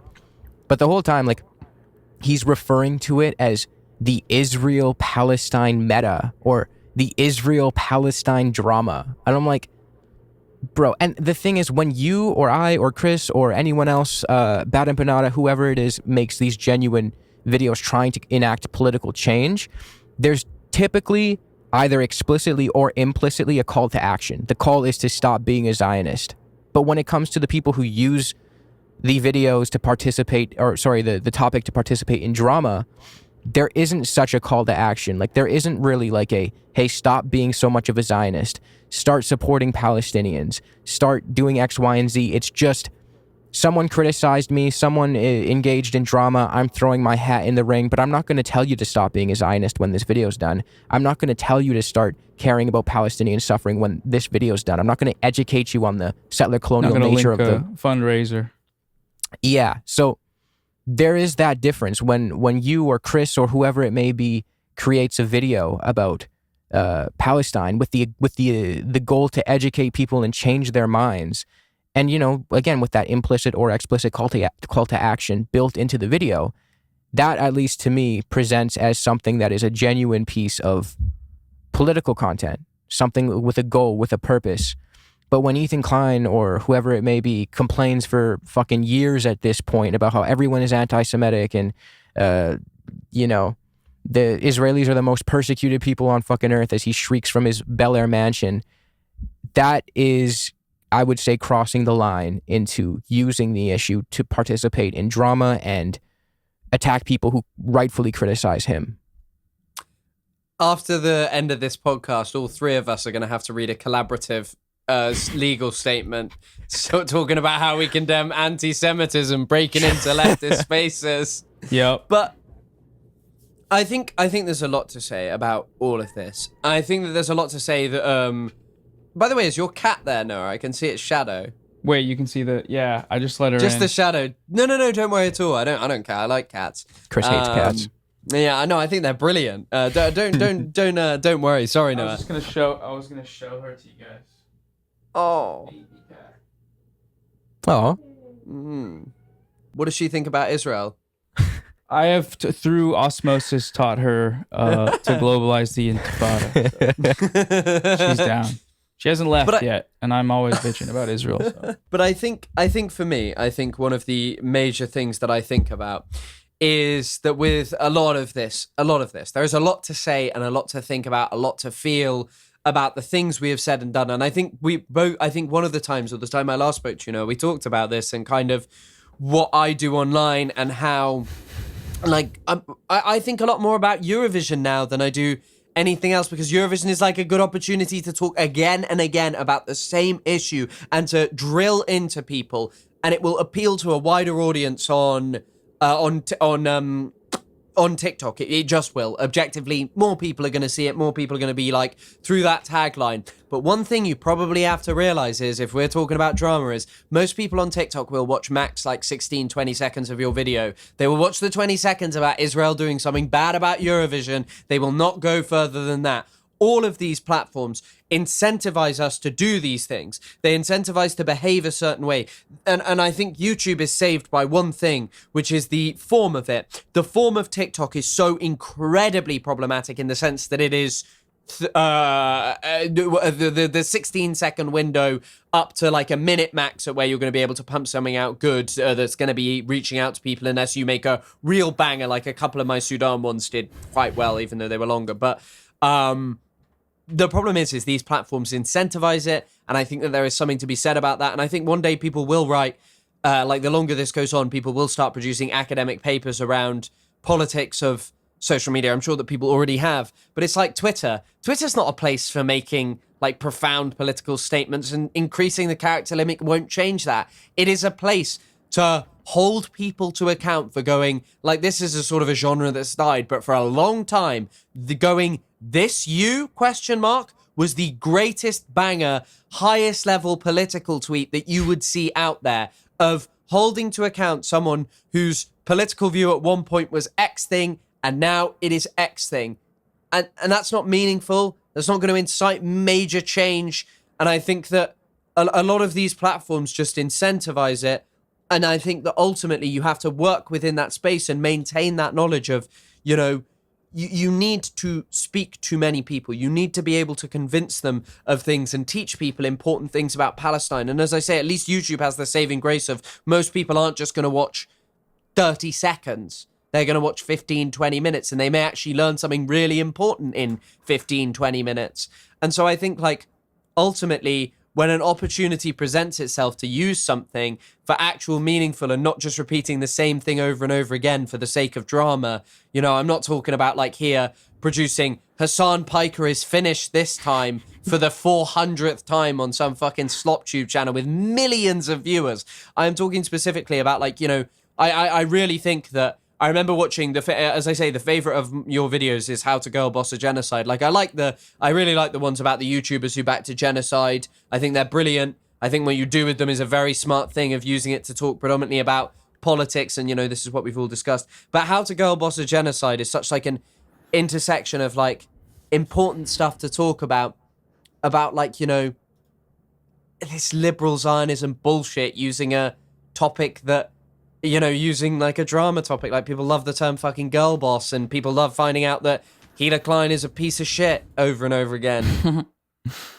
But this time that was like just like a little, I mean, I saw the Instagram story and I just cooked this up in like a few days. It was supposed to be just a little video. It's one of my more successful one in the last year. And that was such a weird one because that was when I found that she was in the Duchefat battalion, like in a period of time where there's a bunch of breaking the silence testimonies to them abusing detainees and abusing Palestinians in the West Bank in her battalion, in her area of, you know, where she would have been on her raid in Ramallah, which is a crazy thing to like find that's just out there in public information. But ultimately it was like a lot of any video I've had that's been successful is like, I'll see something on social media, screenshot it or capture it, and then start there, because everyone knows what a Hila Klein Instagram story is going to look like. It's going to be bad. It's going to be something crazy. It's going to be her likes on some just deranged Zionist Instagram reel, and you're going to be like, okay, let's see what else this person is saying. But then you actually, you know, it's a nice opportunity we have to sit there and dive in a little deeper and then present our findings to the people watching. And yeah, that was like a very eye-opening, because it's very like, oh, it's like you are directly complicit in this thing and you've lied about it. And now that collectively the discourse and the audience is a little more aware of, like, I don't know, Palestinian subjugation in the West Bank, then that means a lot more than it would have hearing that on the H3 podcast 10 years ago, where it's like, oh, cool, she was a soldier fighting terrorists. That's awesome. Now it's like, oh no, she was the terrorist the whole time, you know? Yeah, I think that's, yeah, I think I totally agree with you. And just, it's the funny thing about why post-October the 7th is difficult for so many people, because, and I've mentioned this over and over again, because it is not a moment at which people will accept this whole, I just want peace, and oh, both sides need to stop the killing and the extremists. People are just now like, fuck Israel. Genuinely fuck Israel, because they know what it actually is, because they have at least a base grasp of settler-colonialism. They have at least a base grasp of, you know, the structure of apartheid and racism that's there. And sure, perhaps they can't defend it as well as like someone who's, you know, learnt about this, who has the capacity to spend time learning about it. But people know deep down, and they know fully well exactly what Israel is, and that is morally wrong and unacceptable. Yeah, I see TikToks fairly often that are just someone saying, I hate Israel, and they have like 1 million views, and that's a really Yeah. cool feature of TikTok now that I think a lot of people are on the same page. But Yeah, Anyways. yeah. I mean, 100% of just like any like anti-Israel content on TikTok, people are just like, you see it's performance versus pro-Israel stuff. I don't see being pro-Israel anywhere as like something acceptable anymore, which is good. I think people should be ashamed and embarrassed to be pro-Israel. Yeah. All right. Well, that looks like that will be the end of this episode of No Politic Here. And again, Noah, thank you so much for coming. Chris and I both really admire your work and enjoy what you do a lot. So thank you. Thank you for having me. This was super fun. I love what you guys are doing. I think you're bringing a lot of like information to people in ways that very few people do on YouTube, and in forms that very few people do on YouTube. Your videos are very well made, and yeah, I will be back. I'm just telling you that now. I'm inviting myself back. I'm holding Yeah, you to that, definitely. bro. So sorry. I think Sorry. it's important to also say we bring a lot of joy to the youth. I think that's a really important thing to add. Oh, Exactly. You Yeah. know, the no politics here, no politic here is joyful. But Like thank you so Santa much, Claus. Noah. Is there anything you want to shout out, Noah? Like your return on YouTube, or I guess that's just something coming in the near future, right? Yeah, check out my channel, but it's dead right now. But I'll post at some point, and I'm sure. Hopefully, someone will see it. I don't know. We'll see. But no. Thank you for having me, and see you guys next time. See you on the flip side, man. Bye. See, yeah, catch you on the flip side.